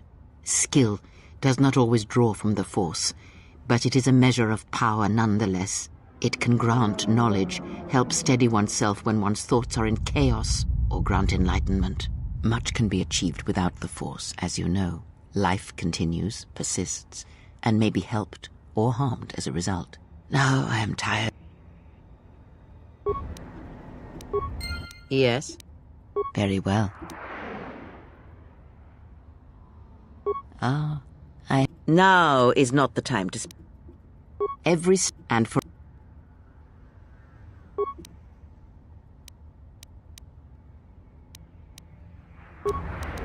Yes. Very. Let's see if she knows about force forms. Okay. Potency. With this form, your use of the Force will have more damaging effects, but it will drain you as well. Effective, but only if conventional means are having no effect.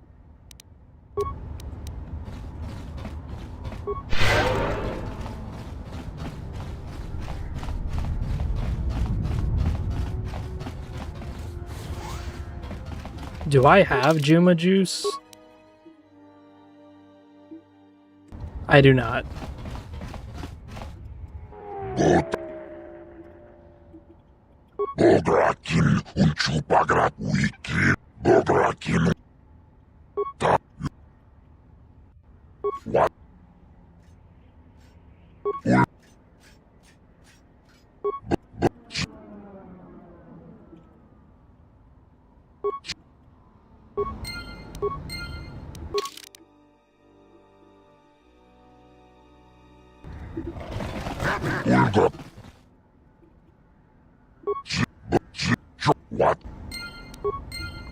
There we go. Now we got fuel to Telos.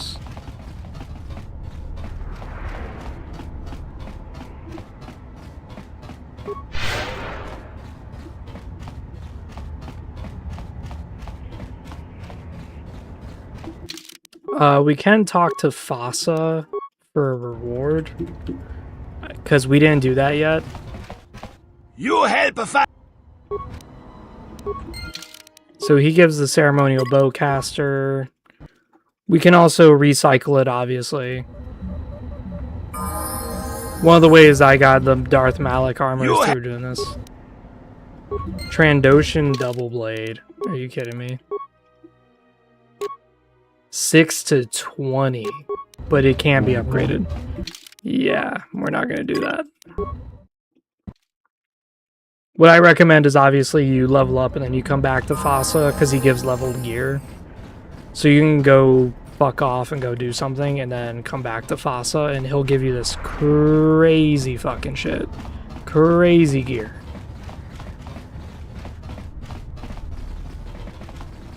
One of the things about KOTOR 1 that I do like is I did like the story a lot more in some ways. But it's only because the story in that game was more, Oh, hey. I was gonna ask you that. It's just that your face, it's like you haven't been getting much sleep. What's wrong with you? I never saw a Jedi who had that look before. It's not natural. No, it's just business. It's just that if you change much more, I won't be able to collect on you.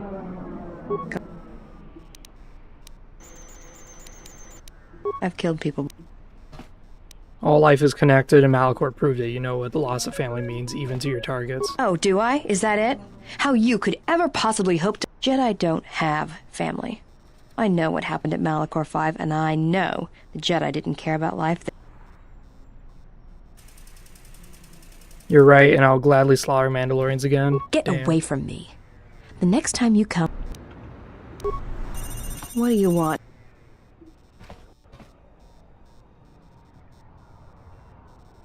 Yeah, your anger is welcome, but direct that hate at the enemies. Whatever. But you... Yeah, well, they're dead. But not everybody's story has to end with losing their family or their loved ones. And not all the bounty hunting I do is for criminals or killers. There's a lot of lost people out there. Scattered ever since the Mandalorian Wars. And sometimes, it's like you can almost hear them. And maybe, just maybe by finding them, I can start putting the galaxy back together.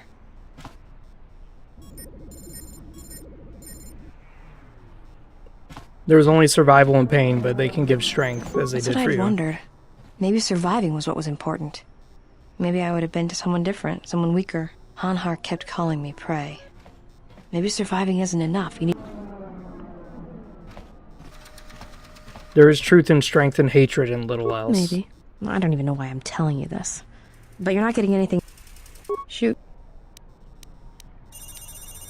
Talk. Why, you trying to be my father? Are you sure you're a Jedi? Look, you're way too old for me. I mean, you're really good in a fight, and you've got those intense eyes. And it's obvious you take care of your body, but I really don't have... Besides, you already have your little entourage. Yeah, so... Talk. Alright. Hanhar's only a bounty hunter because that's the closest word for what he does. It's like he's out to make the whole galaxy suffer. Every living thing in it. I didn't kill him once. Do you really want to hear that? Well, Hanhar and me go way back, in the worst possible way. He's from some forest planet on the Outer Rim where Zerka had set up one of their slaving operations. Well, not for long. Once off planet, Hanhar escaped from the Zerka slavers, then killed them all. I don't know. I always thought he just liked using them as weapons. Yeah, if they weren't strong enough to hold him, then they deserve to die, yeah. Well, before you get too proud of him, Hanhar figured Zerka had the right idea. I don't think he understood the concept of slavery before, at least on the scale that Zerka practiced it. But now he did. You ever hear of Dursan 3, or the ID cluster colonies? Weren't they destroyed? Right. That's because Hanhar happened. He makes what happened to his homeworld look like an exercise in community building. He's not a bounty hunter. He's a slaver. A predator. It's like he's out to enslave or kill every human in the galaxy, like he's trying to settle some huge score or debt. I don't get it, but he's dangerous. So how do you factor I in? was Yeah. prey. And not only did I escape, but I saved his life while doing it. He's been hunting me ever since. Seems strange? I don't pretend to understand it, but among his people, they have these codes of honor. But somewhere along the line, Hanhar's got twisted. His people form these things called life debts. If you save the life of one of them, they pledge themselves to you. Foolish code. His species would die from such debts. Well, with Hanhar, he can't escape that life debt. It's bred into him. But he hates every other living thing in the galaxy, so pledging himself to someone else, especially a human, was unbearable. So when I saved his life, it was the worst thing I could do. It was like slavery all over again. But it was in his head. It was like it pushed him over the edge. A life debt to Hanhar is a death sentence. He'll hunt you until you're dead. When I saved his life, it meant he had to kill me. And so he kept chasing me in hopes I would die. I think the fact I showed him mercy after hating humans for so long, that was something he couldn't stand. Any regrets that he's gone? Oh, I'm glad he's gone. It's like a weight off my shoulders. I don't have to keep watching my back every minute, wondering when he's going to show up. And he always did. It's like he always knew where I was. What if someone else saved his life? Would he try to kill them? Probably. But if he had multiple life debts, especially to humans, Hanhar would probably go mad. He was angry before, sure, but he'd be 10 times worse if that happened. He didn't seem much of a problem to me. Hanhar's tough. Really tough. And when he loses it, it's like nothing can stop him. I've seen him shrug off blaster bolts, boff and stunners, and even survive a freighter crash on Dursan 3. He keeps coming. Yeah, tell me about it. Like I said, I get the impression a life debt's supposed to be a gift. But to Hanhar, it's more like a curse. Go ahead.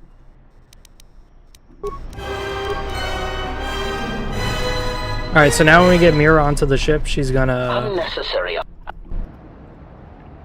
Alright, Kreia. Just stun the thing. Ratio achieved.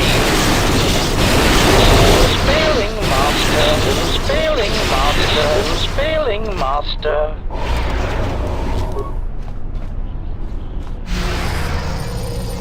And just like that, we just obliterated all of them. Beautiful. Beautiful. Yeah, we'll go to our ship. 50 extra force power from being so fucking evil. That's awesome. Yeah, we have almost 400 force power. And every time we cast, where is it? Force Storm? Force Storm costs us 12 force power to use. We're never going to run out of mana. We're never going to spam it long enough for us to actually lose mana. So this is going to be a lot of cutscenes. Yeah, Sorcerer build is nutty, to say the least. It might be helpful if I made some changes to my remote's maintenance laser to do spot repairs.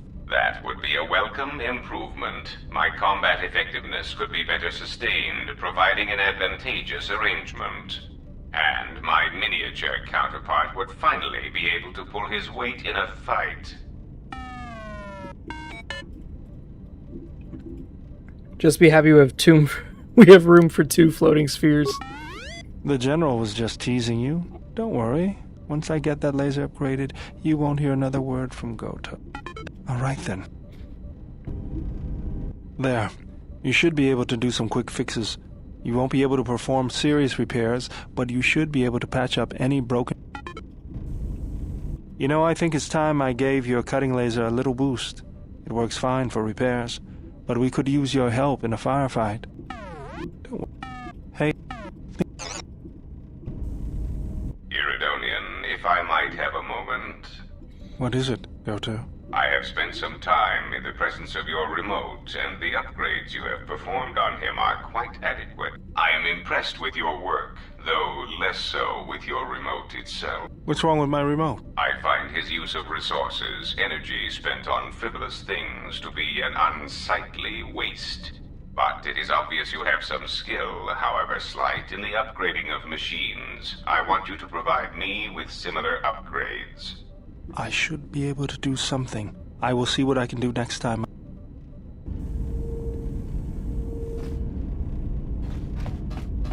Alright, so Visa. Let's talk to her for a bit. Yeah, let's teach her some shit.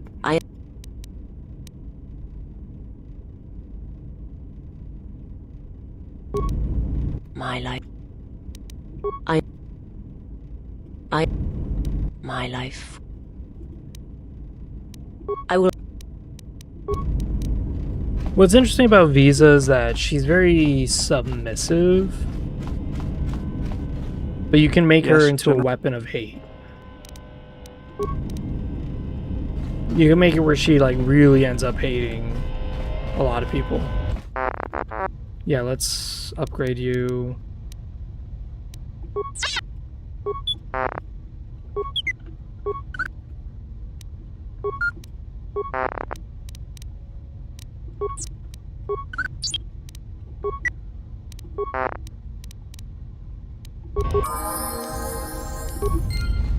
Don't do that. Alright, good. So we leveled up from leveling up T3.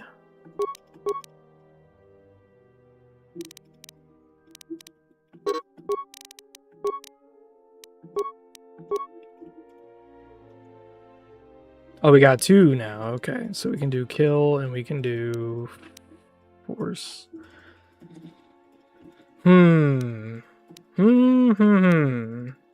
We can do...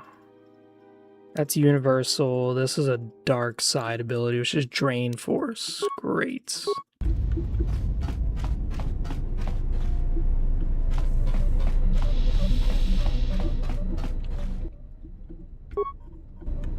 Here we go, HK's alive. HK assessment. Hit him. And you look like a lot of the droids that attacked me. Answer. Oh, that is impossible, Master. If I were out to kill you, we would not be speaking. And regardless, I am a unique model. Why, to think that there would be other versions of me would be unacceptable. There's at least 4 other now defunct versions of you in the galaxy. Statement. Master, I must inform you that your attempts at humor are wasted on a droid such as I. As I have expressed, I am unique. Yeah, there's a bunch of HK-50 sharing your model and function. Resignation. Very well, Master. Conclusion. You speak the truth. This discovery is also causing me some degree of anger and humiliation. Mockery. Am I all right? Oh, yes, Master. Why, I am fine. Statement. I've only just been reactivated, only to find that there are substandard duplicates of me running all over the galaxy, corroding my good name. But if they are in fact hunting you, then I look forward to the opportunity to meet these units and educate them in proper assassination protocols. Conclusion. So it seems I need you, for the time being. Answer. It seems you would know more than I. My memory centers are experiencing some setbacks. Reflection. Of course, for some reason, that does not alarm me. I suspect I have suffered such repeated memory failures before. Still, the loss of my higher combat and assassination protocols is shameful and degrading. Answer. Furthermore, I seem to have no discretionary control over my vocabulator, causing me to reveal my true function as an assassin droid of unrivaled sophistication.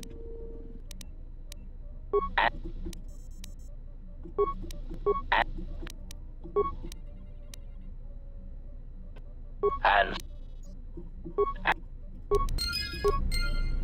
Alright, there we go. Statement. Just when I believe my photoreceptors have recorded the last potential aspect of your cruelty to my memory core, you commit a new atrocity that leaves me analyzing its impact for days. You are like a delightful random cruelty generator, Master, poisoning all you touch with your presence. You are a testament to all organic meatbags everywhere. Yeah, stick with me, you'll pick up a few things. Statement. I have already learned a great deal, Master, and I am anxious to learn more of lying betrayal and new ways to harm innocence.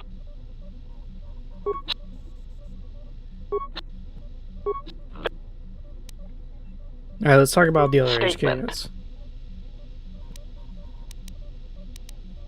Answer. Well, this is somewhat surprising to me, since this dissemination of information... Statement. Master, there is mention of you specifically in the core word databases, even in public terminal observation.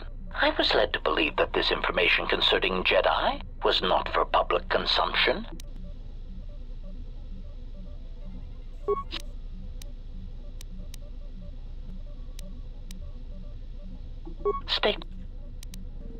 Alright, what's the problem? Query. I must express some degree of confusion concerning your actions. You are the one who followed Revan in the Mandalorian Wars, are you not? Yeah, I thought everyone knew that. Observation. Well, Master, I was not at Malachor 5 during your near-genocidal reaction to the Mandalorian threat, but... Observation. I believe that Revan determined that mass slaughter on such a scale may no longer be needed to achieve his aims. So perhaps you are responsible for my creation. Answer. Oh, please, Master. Even as a metaphor, that idea is repugnant. Clarification. I meant that I was built as a result of the need for a selective killing machine, rather than a crude mass slaughter war droid.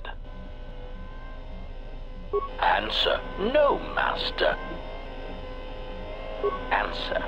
Well, Master, unless you were operating on my central control cluster, I would be somewhat hesitant to discuss my targets, but I suppose it could do no harm. During the Jedi Civil War, I was responsible for certain strategic targets. Aside, I am somewhat unclear as to why this was so, but Revan did have a certain biological instinct regarding such things, so I will simply say that there were probably reasons for such an assessment. I don't understand why fight against someone you don't feel is a threat. Answer. Revan felt the true war was against the Jedi. Observation. It was not something discussed with much of the others, but I think Revan recognized that a single Jedi, both in the past and in the present, could turn the tide of a conflict. So my targets were frequently Jedi, or someone close to a Jedi that could result in their corruption or collapse. Answer. Revan saw the pressures of war on Duxon, and knew that even in the heat of conflict, Jedi could be broken, not physically, but psychologically. Observation. It is a curious thing to assassinate and wound someone's personality, to assassinate them psychologically, and it took me some time to reconcile the act. I am much more used to the direct approach. Still, I served well and killed many Jedi. Interesting.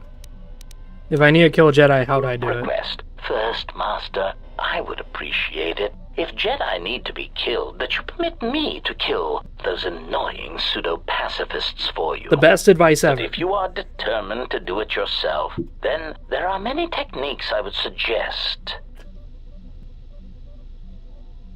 Recitation. First, weapon selection is critical. If I see one more idiot attacking a Jedi with a blaster pistol, then I'll kill them myself. Answer. Select grenades, sonic screamers, cluster rockets, and plasma charges. Mines are also effective, since many Jedi will run to meet you in hand-to-hand combat. Silly Jedi. Addendum. Gas attacks are effective if you can take the Jedi by surprise. Inhalation is less effective than ones that work on skin contact, as some Jedi seem to be able to hold their breath for long periods of time. Cautionary. Still, don't rely on it, since Jedi can fight off the effects. It just distracts them, leaving them open to another avenue of attack. Recitation. Do not forget to activate any energy shields you possess. Lightsabers, while powerful, have trouble penetrating most military-issue energy shields, provided they are energy shields and not those crude Mandalorian melee shields. Answer. Countering their other powers is more difficult. Confession. I do not fully understand their other abilities, but I do know that many of them require that the Jedi know that you are there and can see you. Thus, sniping and using cover are always advantageous. Evaluation. A technique that Revan used frequently was to attack a Jedi indirectly. This method only works if the Jedi is adhering to the self-destructive path of pacifism and sacrifice. Answer. Kill their allies or place them in jeopardy. Many Jedi will leave themselves exposed in order to protect another. That is why there are many less Jedi than there were a decade ago. Cautionary. Oh no, Master. In fact, that is the worst thing you can do. Explanation. Statistically, over-planning the assassination of a Jedi seems to backfire. Extrapolation. There are many theorists who claim Jedi can see the future, and I do not know if that is true, but it seems impulsive acts are more common to succeed than planned incidents. Yay! Jedi, like sand kivers, seem to sense trouble a few seconds before it happens. They are tricky little pests. Statement. Yes, Master. I must confess, I enjoy it when you are so authoritative and dismissive toward me. Query.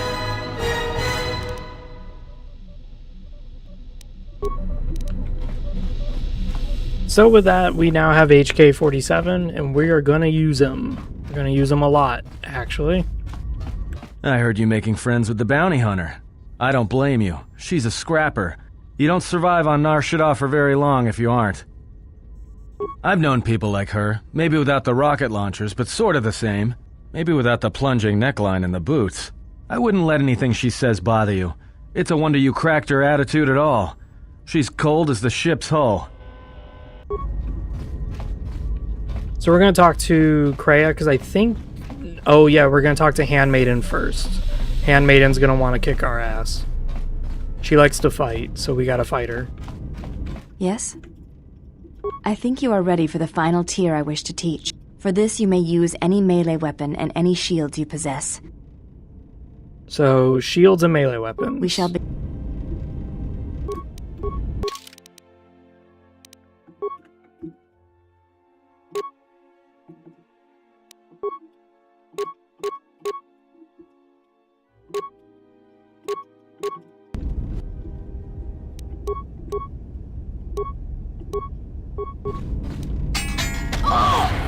Oh, we stunned her. Alright, come on, do damage. There we go.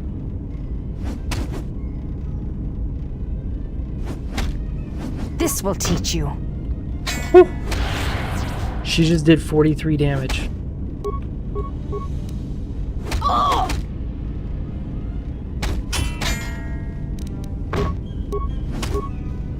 Atris was correct about you. You know war, its motions and currents. There is nothing more I can teach you. Then maybe I could teach you some things. I have already learned much of your styles and combat. There is no need to know more. What's the problem? Combat among the Ichani is a personal thing. Repeated duels are not what they are in other cultures, and I would rather that this not become more than it is. And I have taken an oath to Atris against studying from a Jedi, or anything of the Jedi teachings. But do you want to learn it? What I desire is of no importance. My father broke his oaths. He shamed us all. I do not wish to follow his path. I swore not to follow his path. If I were to follow a Jedi against Atris's wishes, then I would be betraying her for you.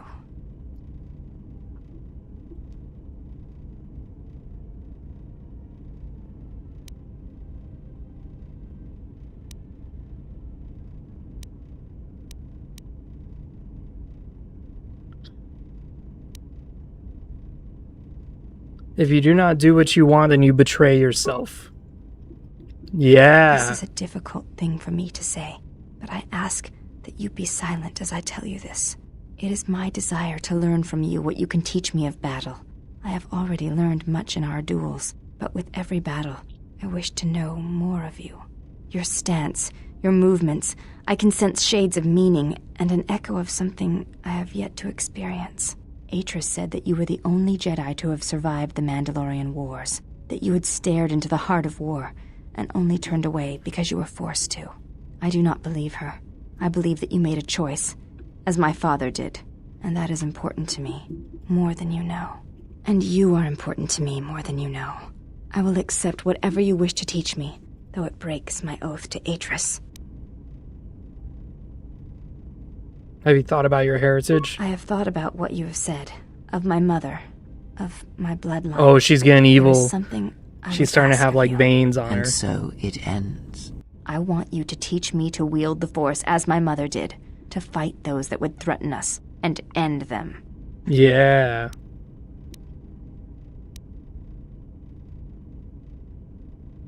Yeah, only if you renounce Atris and swear your loyalty to me. I wish to follow you, not Atris. It is you I wish to serve. Teach me. I shall not fail you. Then hear and obey. You have the makings of a dark Jedi Guardian within you, and it is time I showed you that path. Oh, yes. I will not let you down, Exile. I will honor you, as I honor the face of my mother. She's been seduced along the path of the Jedi. Oof. Betrayal. The reason why it's very important not to level up Handmaiden is also for this. Because Betrayal. When we play as Handmaiden, she has betrayed me. You have to fight really hard. The last of your sisters has betrayed me. Betrayed us. She is your sister no more. She does not travel with the exile. Instead, she has chosen to walk the path of the Jedi. Mistress, forgive us, but are you certain? She would not forsake her oath so lightly. It is the truth, and it is done. Do you doubt me? No, mistress. It is you who saved the Jedi upon Dantoine, who have collected their knowledge and hid it here to protect it. But why? How did she fall? It is a sign of his corruption, and perhaps hers as well. He will train her, and she will be flawed. Yeah, she won't be flawed. Trust me on that. I'll make sure she's fucking strong as shit. What do you mean, this? Yeah, well, I'm still not convinced you aren't. Warning. If you draw another ±1 card, I will enact assassination protocols. Assassination? Droid is cleaning me out. Yeah, your fighting's irritating. Yeah, keep it down. Look, it's your irritating deets and de-deets that can be heard all over the damn ship, alright? HK-47. I did not realize that you still existed, especially now that the other generations are activated. Query. What is it you wish, Fat One? I love HK. I see that your recent reassembly has not affected your behavior core, nor your attitude. Statement. If I require a similar diagnostic in the future, I shall seek out the Iridonian. Oh, I do not think so. There is much work that needs to be done first. Query, have we had the misfortune to meet before? I believe I would have remembered one as large as you. As large as you. Oh, yes, we have met. I love And HK, I man. have not finished with you yet.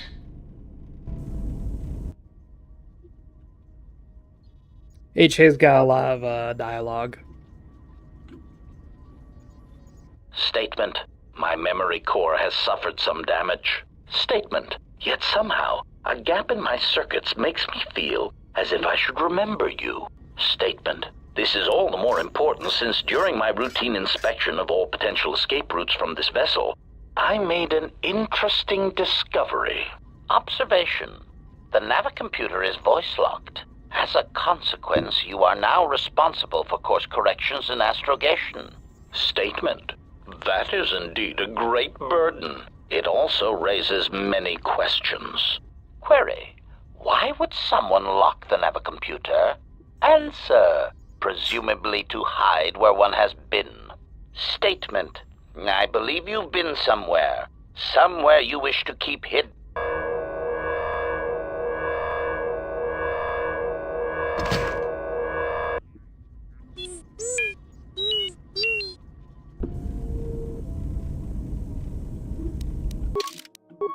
Okay, let's put on our Matsukai robes. Let's whip out our lightsaber.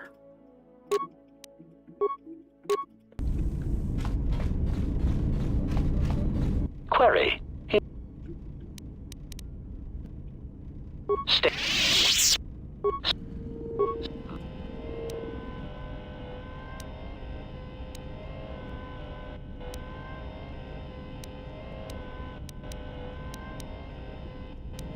Statement. Master, you wound me. It is true that I once possessed many more protocols and upgrades, but time and damage has taken its toll. And I am afraid that I have a rather long history of memory problems, which has also compromised my effectiveness as well. Still, you will find me a valuable asset, Master. And this new... I did not mean to do that, but whatever. Whatever. Yes? I am training. That, and I had...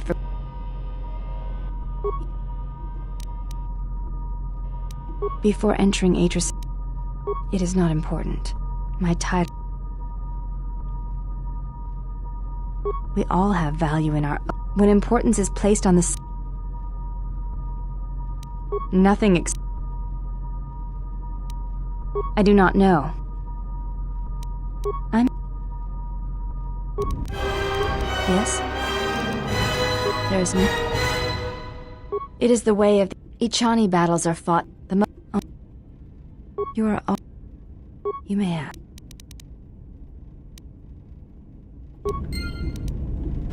Okay, so we can't do anything else with her.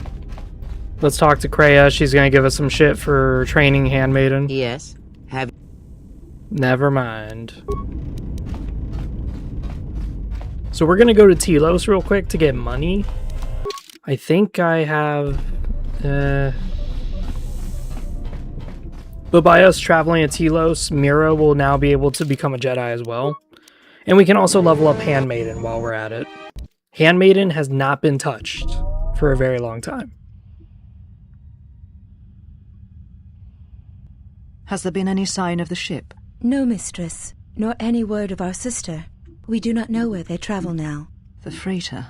It is important. And I thought the droid was as well, but I was wrong. Mistress, we still do not know the significance of the ship or the droid. We downloaded all you asked, but we are still no closer to the answers you seek. Then perhaps we'll need to have faith that your sister will change her mind, remember her oath, and return to us with the answers we seek. I hope so, mistress. But there has been no word of her since she departed with the other 4 on the freighter. 4? Yes, mistress. The Iridonian, the Ichani-trained pilot, the exile, and the old woman. Old woman? Yes, mistress. I do not recall seeing her. Mistress, she was secured for much of the time the exile was here.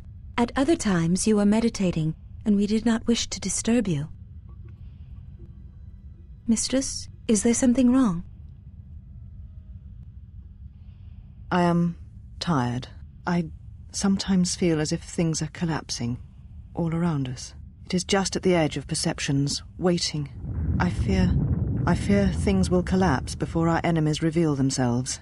Yes, mistress. I will meditate upon this. Perhaps it will clear my mind.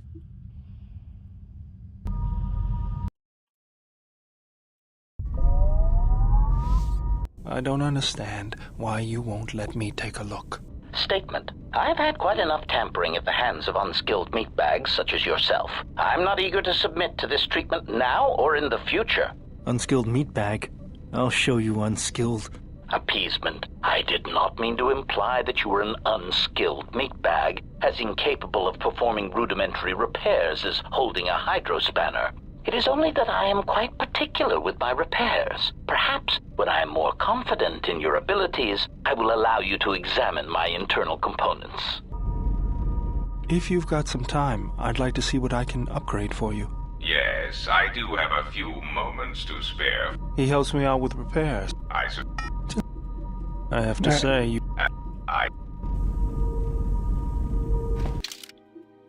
So we're going to take Handmaiden, we're going to take HK. The reason why we're taking HK is because he's going to discover the assassin droids. Ready. And then for you, 1 to 8 extra damage. Oh my god. These robes really do kind of suck.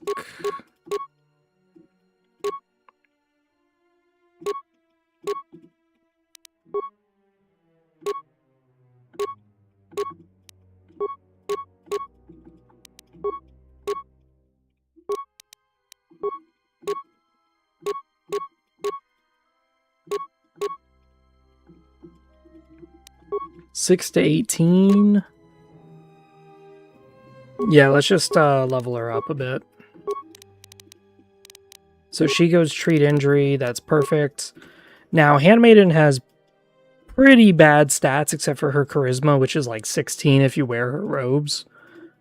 But she does have really good fighting stats, and that's what the Handmaiden is designed for. She's designed to just beat people up. Just beat the ever-living shit out of somebody.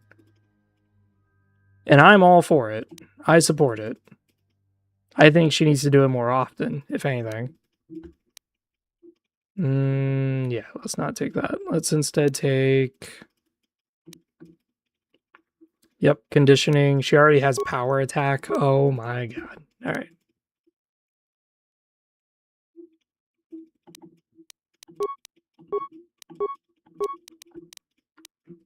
We're gonna go... strength. Because she's going to be wearing a lot of thick-ass armor. So it's kind of pointless for me to give her anything else. Because what I want with her is I want her to be really, really dangerous.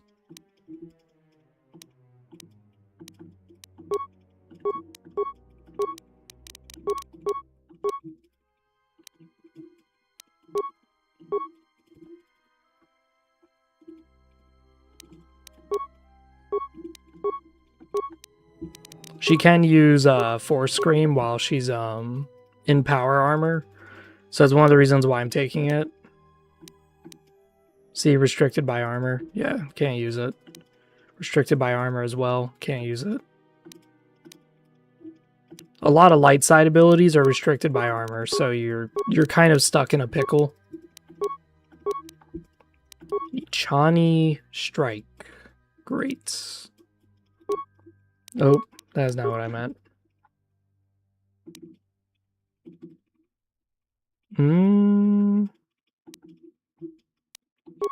We're gonna take Master Toughness. Restricted by armor. There we go. That one's not. That one is.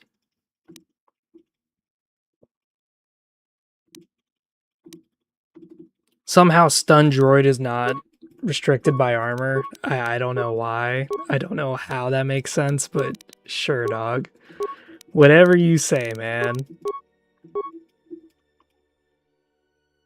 I do not get it, but I do not care.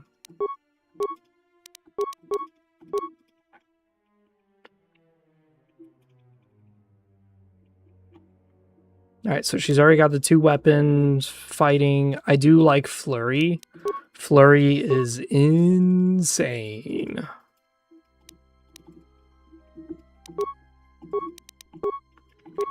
Don't worry, we still got some more leveling to do. This bitch has not been touched this entire game.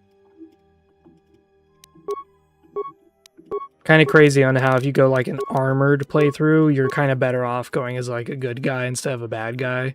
Even though, you know, everyone wants to be a fucking Darth Vader motherfucker rather than a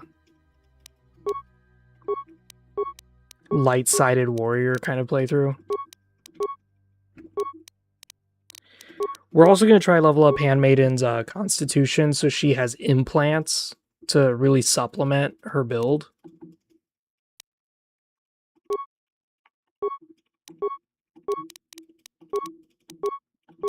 Because implants are going to help her a lot. So she has Chani Strike. She deals an extra so-and-so damage with her melee attacks. That's great. Oh shit, that's right.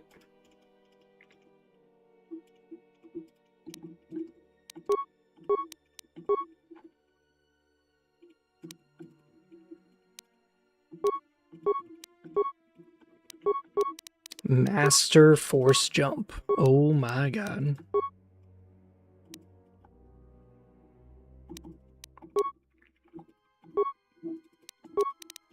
So she does 10 to 31 damage per hit. That is better than my fucking lightsabers, dude. That is insane. Alright, HK. HK can use a large amount of skills. And unfortunately, he will be by himself occasionally. He also has like really dumb stats. This is the same stats from KOTOR 1. KOTOR 1, he has only 10 dexterity and like a fuck ton of strength. He's a droid. He can't use melee weapons. It is literally a waste of a stat. So just increases dexterity, increases constitution, but don't even bother with the other shit.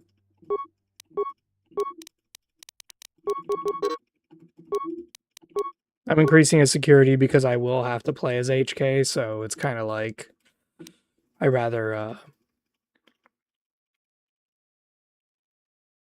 so what is he here? When a critical hit is achieved, there's a 20% chance extra damage equal to 1/4. Yeah. Okay, cool. I could have sworn HK had a ability where he was stuck with... Maybe it's this one I'm thinking of where he does 1 extra damage with blaster rifles. Yeah, it might be that. I'm not going to worry too much about it. We'll go computer use because he also needs that. HK needs a lot of things, okay?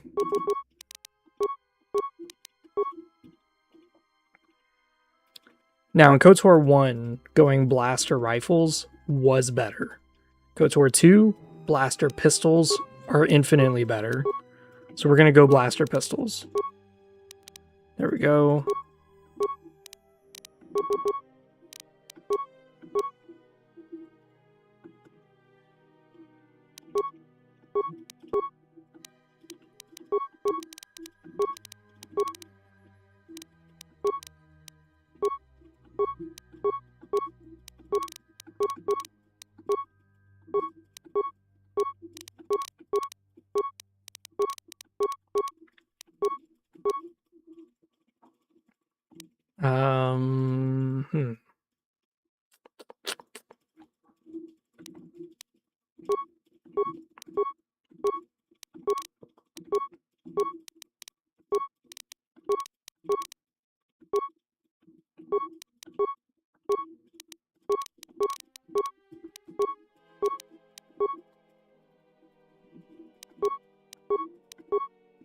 Yeah, we're trying to raise up our shit as much as we can.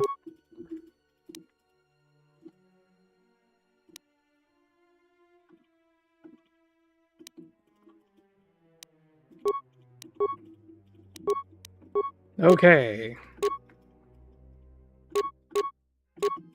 We're gonna take the fighting one.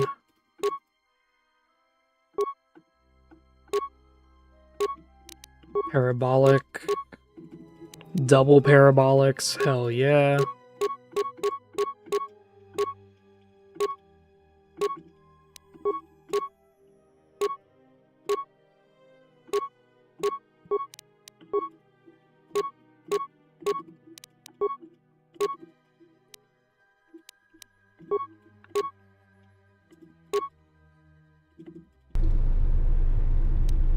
Ready. Ready. She has the Shicho, the Makashi, okay. Yes?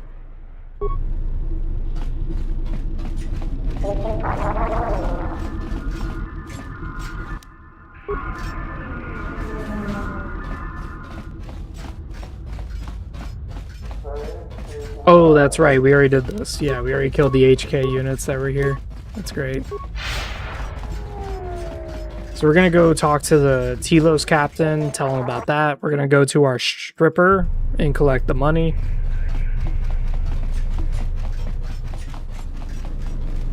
Because our bitch owes us money. So you've returned. Really? That's great. Yeah, Voga the Hutt. Voga the Hutt? That's preposterous. What? Saheron has lots of fuel. A glut of fuel isn't going to help our position much in this case. It's a resource that's... Still, we don't have much of a choice. We need fuel, and we need... Now, I believe I gave you my word. Never believed for a moment that you'd actually be collecting. Now, I've got to send... So you've...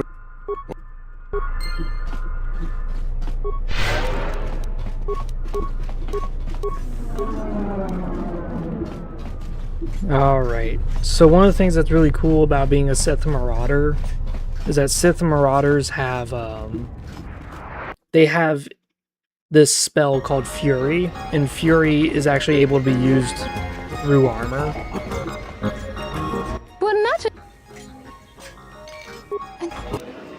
1,500 credits, beautiful.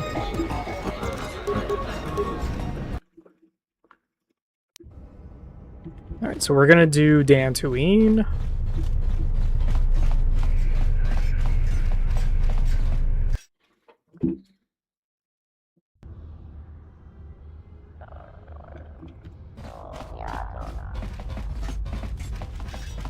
I hear the refugee problem on Nar Shadaa is getting out of hand. Now, hopefully while we're on Dantoine, we'll get a bunch of lightsabers. It's kind of the hope. I do find this game kind of weird on how Beodor and Handmaiden, they both get so many perks for using no weapon at all that it really does kind of make you question whether or not to even give them weapons. It's like, yeah, I probably shouldn't give them guns, like, at all. Yeah, something. Talk. Why? Alright, look, I mean, you're beside. Look, you're. It's more than age. Run away? It's all this traveling. I'd rather be doing something, so. Yeah. Well, Nar Shada's got a life to it. Yeah, well. Maybe one. Alright, and when. Alright, good. So now we can turn Mira into a sentinel. A evil.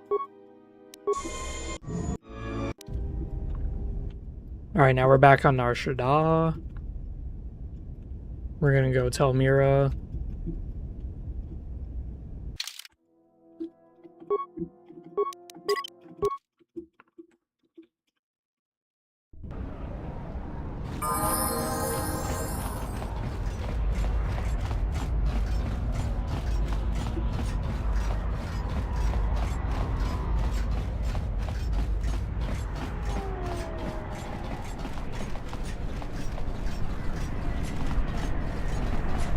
All right, now we got to go all the way over to the bar, the cantina bar.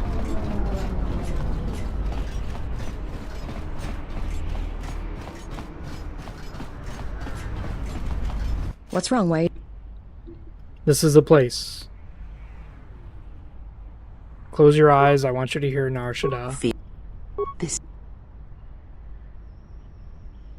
I can feel this planet. Endure it in all its pain and misery. Become I've endured stronger. worse. I can deal with this. Yeah, you must learn power. I want to become like you. I don't want to keep running. I don't want to be lost anymore. When the...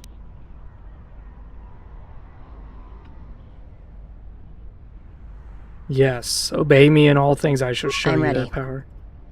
She is now a dark sentinel. Ready?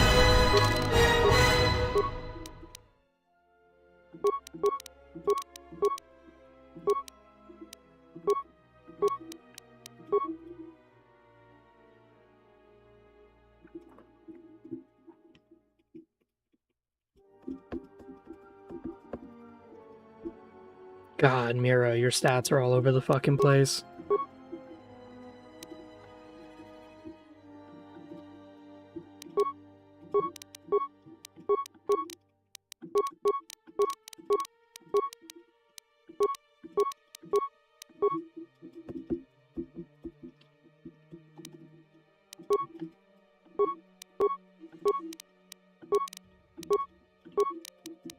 So Mira's not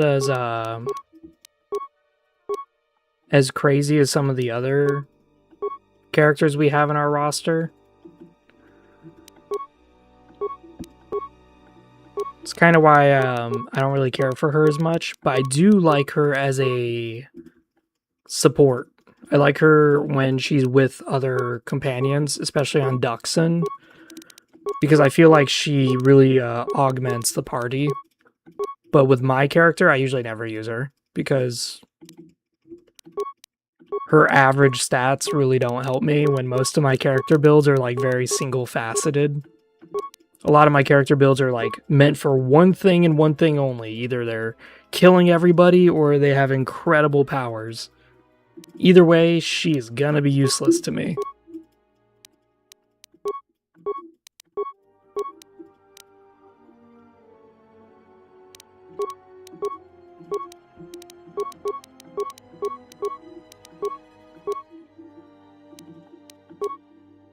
Alright, good. So she has that. As I said, Force Scream, I really, really like.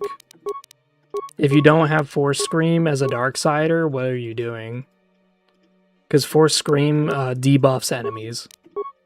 That's the big thing about it. It hurts them and it debuffs them. If you guys saw the last stream, I literally wiped the entire cantina at the Jek Tar. I just wiped them as my Sith guy just came around with a master fucking Force Scream, just blasting everybody. So now that she is a Sentinel, these goggles are amazing, but she doesn't need anything that gives her immunity. Does this restrict force powers? It does not.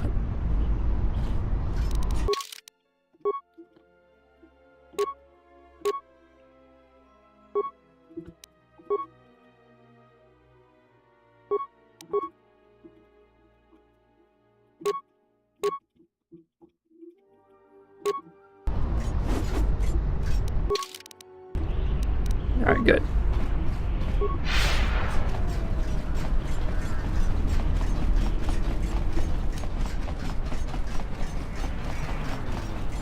So now that we have our two Jedi, we're going to go to the Dantoine.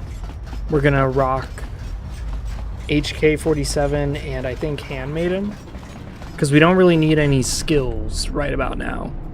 We're just going to switch to Beodor and Goto right before we enter the cave, and that's about it.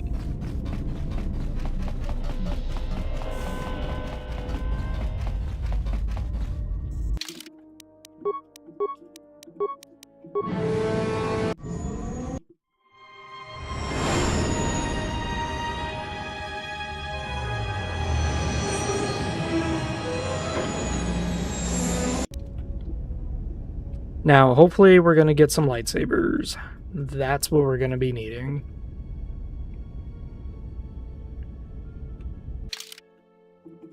We're going to take Handmaiden.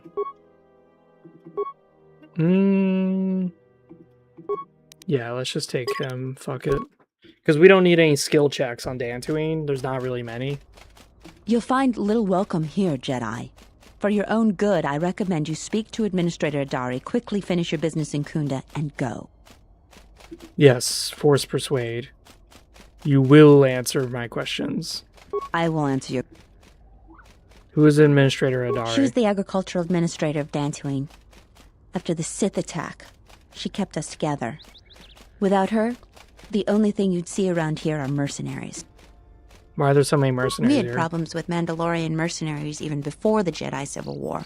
The Jedi helped clear most of the problem up. Kunda is the big build. The I know it doesn't look like much, but there aren't many subtle... We're working on it. Just head into the building.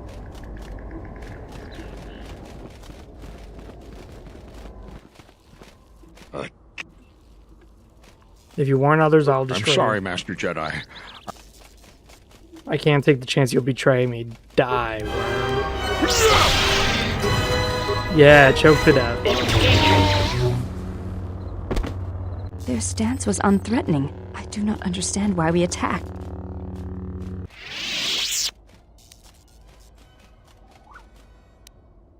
Ichani, we are trained. The truth, yet.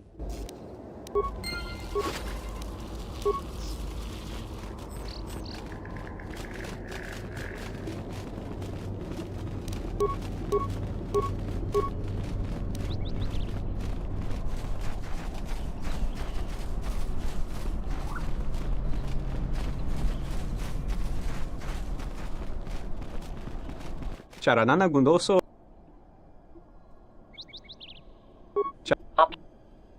Terewan.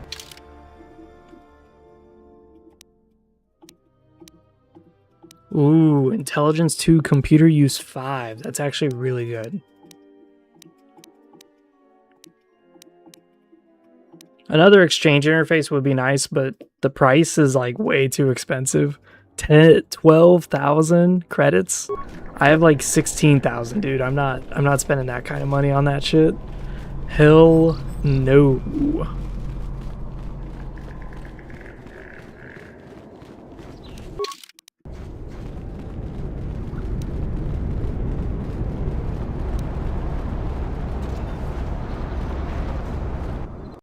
I do like on how Kunda, most of the people here look like Sith. Do you actually believe a Jedi would return here? After all they've done to us? They wouldn't dare. They certainly would. You remember how they were. Always so superior, so arrogant, and never lending a hand when we really needed them. I still don't believe it. You should.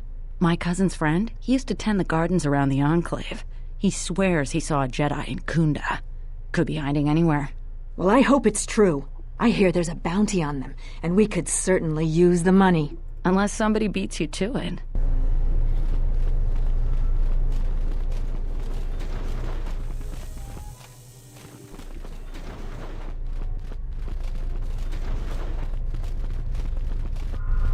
A visitor.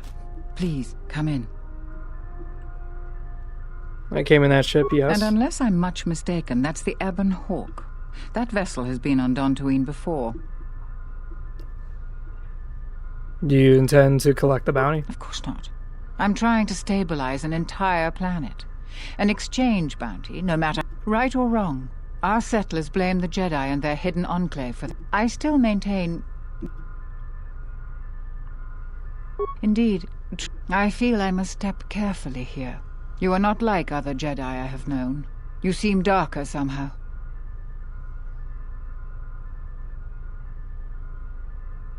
Yeah, you would change your appearance too if you were hunted across the galaxy. Yes, I understand. Say no more. For good or my friend, let's just call him Frook. We've known each other for many years, and he came to Dantooine not too long ago. He was looking into something quite important. He did send you fill me a situation. We when I need the arrived. skills of a Jedi more than ever. But he had his own errand to run in the Enclave. Jedi business of some sort. He went into the sub-level, which isn't without its dangers. And he hasn't returned. I'm starting to fear the worst. Would you be willing to go to the ruins of the Enclave to look for him? From what I know of your type, you have all of the equipment you need to deal with the sub-level. The sub-level is dangerous enough that the salvagers have not managed to properly search it. There are many artifacts of value. Normally, I ask for a percentage of all salvage. In your case, however, you can take whatever you find without the customary time. I will have one of the militia transmit permissions to the Enclave security door. Go expecting danger. Is there anything else?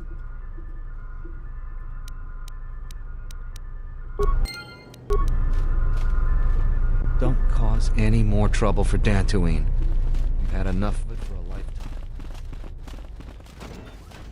Here we go, Adam Larp. Our boy, the gunman.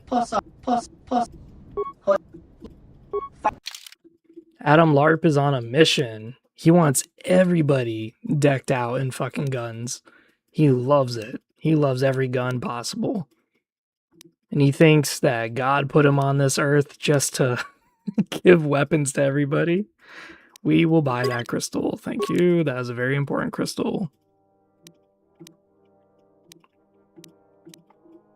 Gamorrean gauntlets. +3 reflex, +1 dexterity. It's not bad. Yeah, I think we'll be good from here.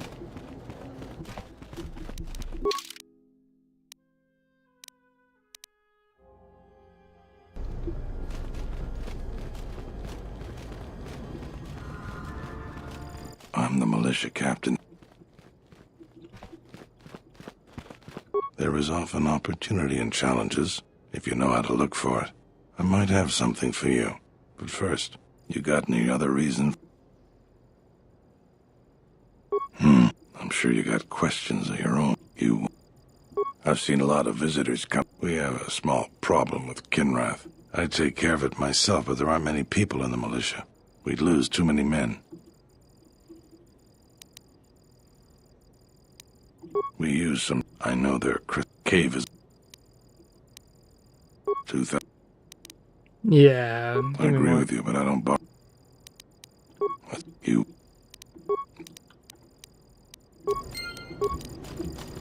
Alright, so we are going to go clear out some Kinrath. Yay.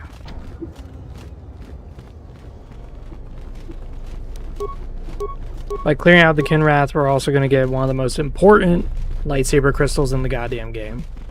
And that's going to make the game way easier. Way easier.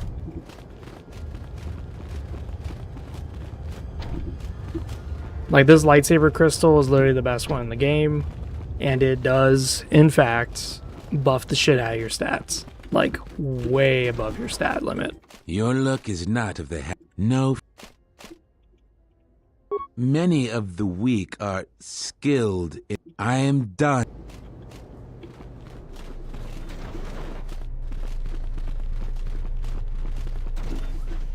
I love how that guy's like, I am not weak.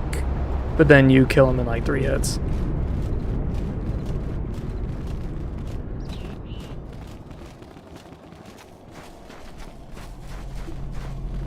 One of the things that is annoying about Jedi Guardian is that Jedi Guardian is not very flexible for other builds. Jedi Guardian requires you to have a lightsaber. And that to me is so fucking annoying. I wish you could just force jump without a lightsaber. I really do. Because it is just annoying. Assassination protocol initiated.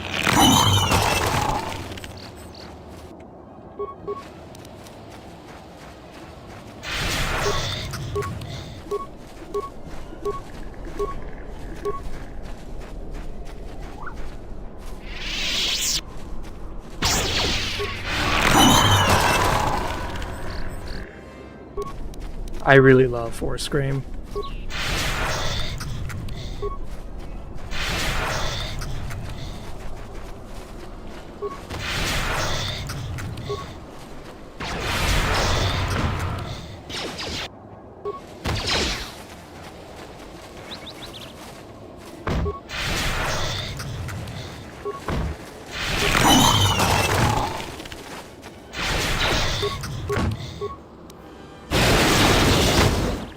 We're just force choking the shit out of everything here. Hell yes.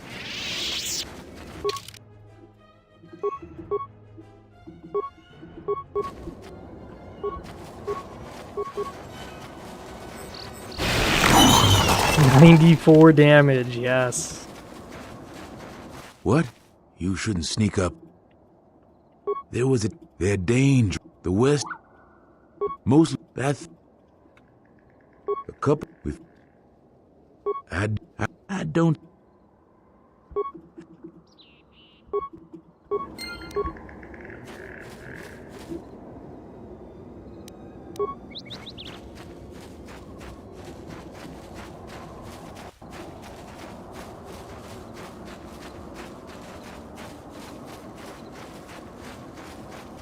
Alright, so we're about to enter the Kinrath Caves.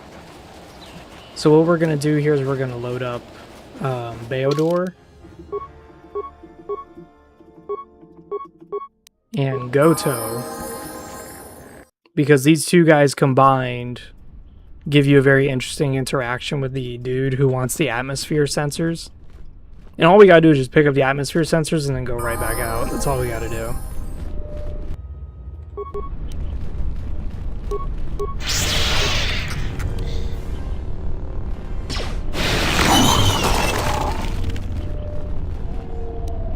I don't know about that.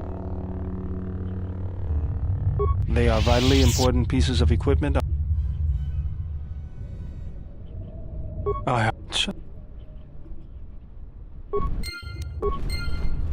Yep. Turns out the atmosphere sensors are surveillance.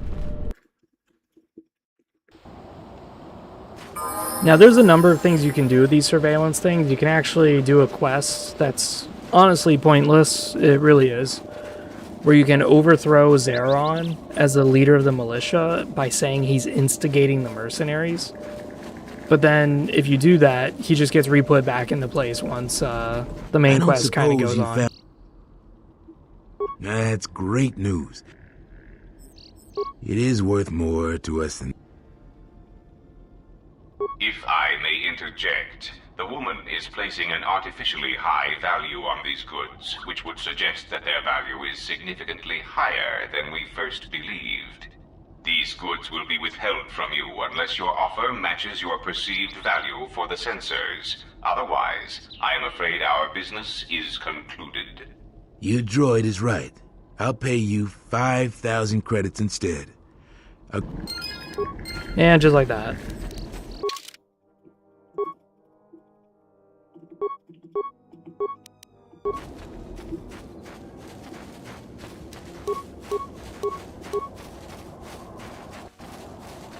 Goto just gave us another 1,000 credits.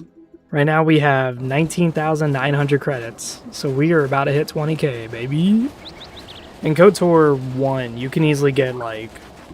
KOTOR 1 has the same issue that Mass Effect 1 has, which is you get so much stuff and there's nothing to do with that stuff, so you just sell it. And sure enough, before you know it, you're fucking swimming in money.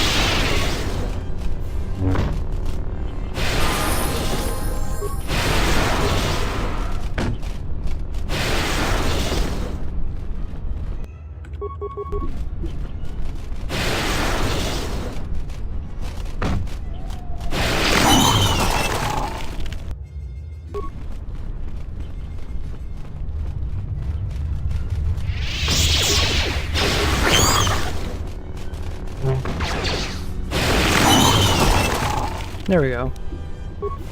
Just killed both of them. Easy wheezy. Yutapak, Mito, high base. Yatuka, Uwan. You okay? I'm just exploring. Kavadumpa, more windy. You seem different than most mercenaries I met. Yatuka, Uwanrika, Chotin, Wani. Why don't the Kinrath attack you? Kavanatakal. You will tell me your trade secret. It is fortunate that I am a droid and beyond such things. Kavanataka. Charika Yayakta, Min Yatuka, Uwanrika, Chotin, Wani, Maurata Wakata. Kavadumpa, more wendido chokerembin. Alright, I must have that gland. Uwanrika, Chotin, Wani, Maurata. You'll give me your gland. Yatuka Uwanrika Charika Yayak.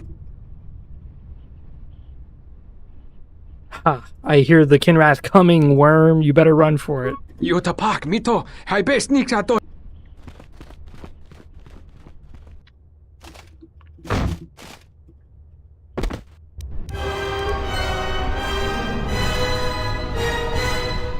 And just like that, he was killed for no fucking reason. I love it.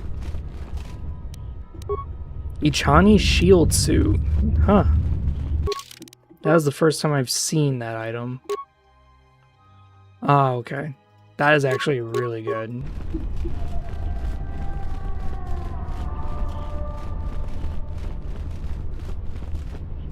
I love HK47's description of us, though, when we're evil. He's like, you're just a random cruelty generator that just keeps doing new and newer cruel acts upon everybody for no fucking reason. And we're delightful for him to watch.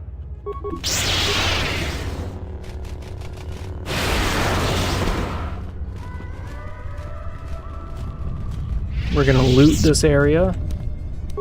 Wrath Holy Battle Suit. Beautiful. Wow, we just hit 3 people.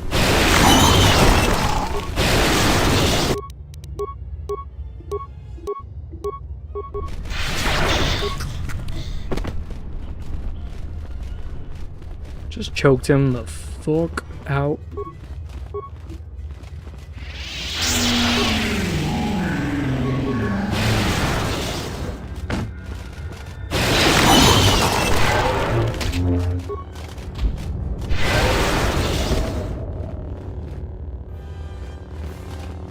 Well, thank you, companion, for healing me and spending all your force powers. That was nice of you, handmaiden.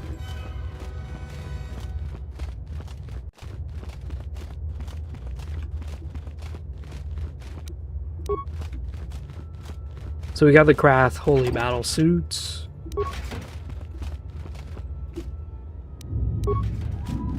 If we give handmaiden a lightsaber, she's gonna literally like bounce around the place in her power armor and shit. Oh wait, I don't think she can use it. Wait, I gotta double check. Yeah. I don't think she can. Feats. Force jump. Oh, it's not. It's not restricted by armor. Nice. So yeah, once she gets a lightsaber, she could literally just yeet onto people. It's gonna be sick. Oh my god. I want to punch something with her and see how good she is. Because she's doing like 34 damage. That's as much as our pistols are doing. Oh. Prejudice set to maximum.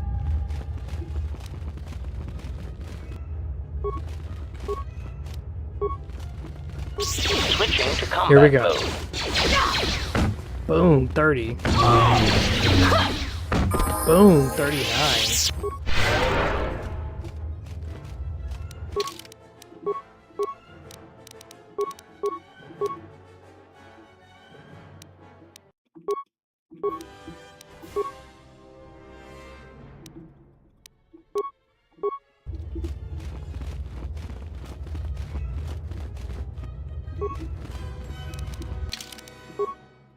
We're gonna save here because I do know this area is hard as fuck.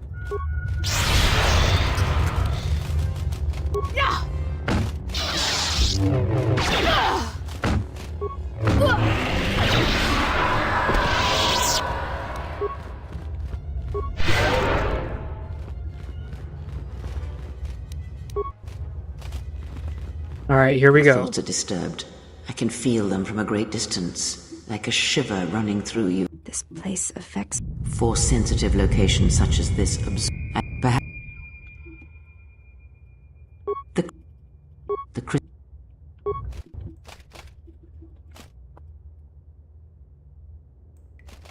Here they come.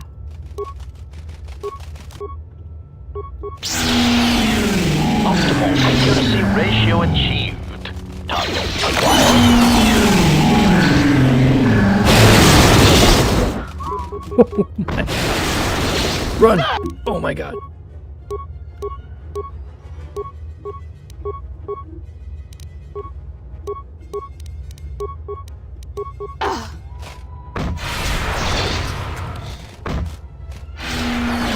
There we go.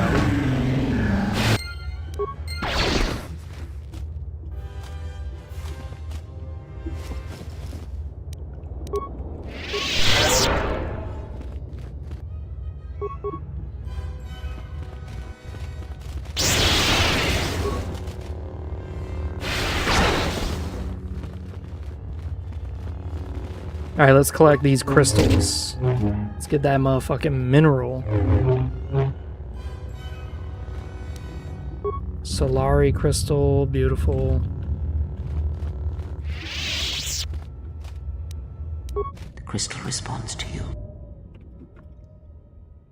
The crystal's bond with you is such that the stronger you become in the Force, the more powerful your crystal will grow. This crystal will make an excellent focus for a lightsaber.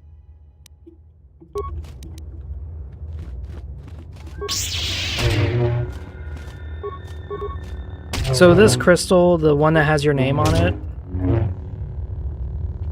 has unique properties in the sense that it gives you a bunch of stats, and sometimes it augments you. So if you're just pure strength, it will give you more strength.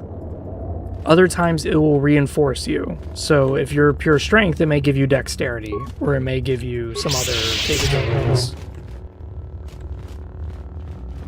That's kind of the reason why the Force Crystal that's unique to you is so powerful. It can go a number of ways. It can either round out your shitty stats, or it could just augment how good you are already and just make you even better and just better. Really, really good stuff. Really good. I'm going to end the stream here once I put the crystal into my lightsaber, just to kind of show you how insane it can get. It's probably going to increase my charisma and my wisdom, because my wisdom's like 21 right now, or 20. So it's probably going to do that, which is going to be insane. And then we have another crystal that gives us another 1 to our wisdom and 1 to our charisma. So we're going to be just insane. No one will be able to resist us. Nobody. Why is this guy back out here?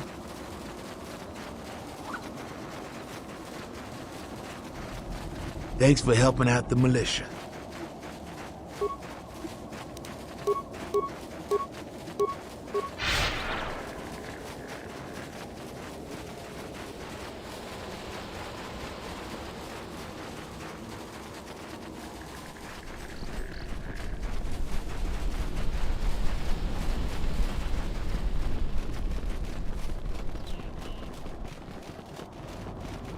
Here we are.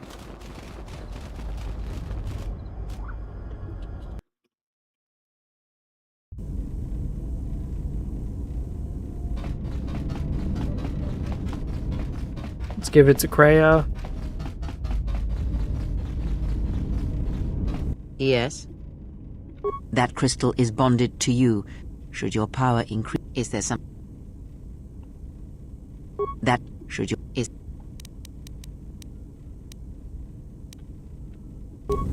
Yes. Should... is there... Oh, okay, so I can't, so whatever it is right now, it's fine, okay. So let's go put it in our lightsaber. Now remember, we're at 20 wisdom, 16 charisma. And right now we just have that. Okay, cool. Boom. 3 charisma, 4 strength, 2 dexterity. Yeah.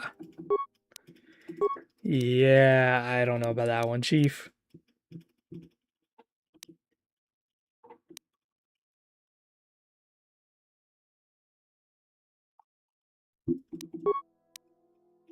There we go.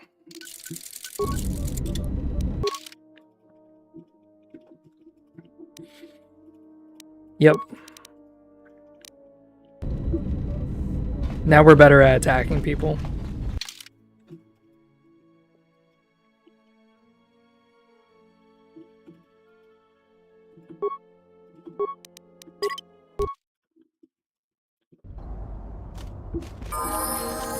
Greetings. Is there some...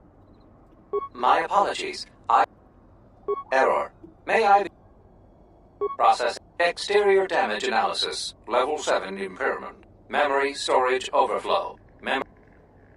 Greeting. Is there some...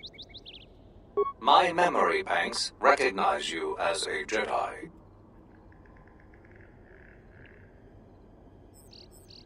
You are on the register as one of the Jedi who left the Enclave to fight in the Mandalorian War. You had no direct interaction with this droid. However... Beginning playback. Error. Recording partially corrupted. Resolving. Today I caught him in a heated argument with my Padawan. His master refuses to properly discipline. I want to know what action you intend. Luke, I respect your wisdom, but it is not your concern. But uncontrolled. Whatever the other Padawans see him do, they are quick to do the same. Other students dislike him intensely. True. An average student of the Force, but with a unique strength, is a natural leader. I strongly disagree. Mediocre Jedi, lust for power, will lead to the dark side. Furthermore, it... Recording degraded. End playback. May I be... If you will Isn't that interesting?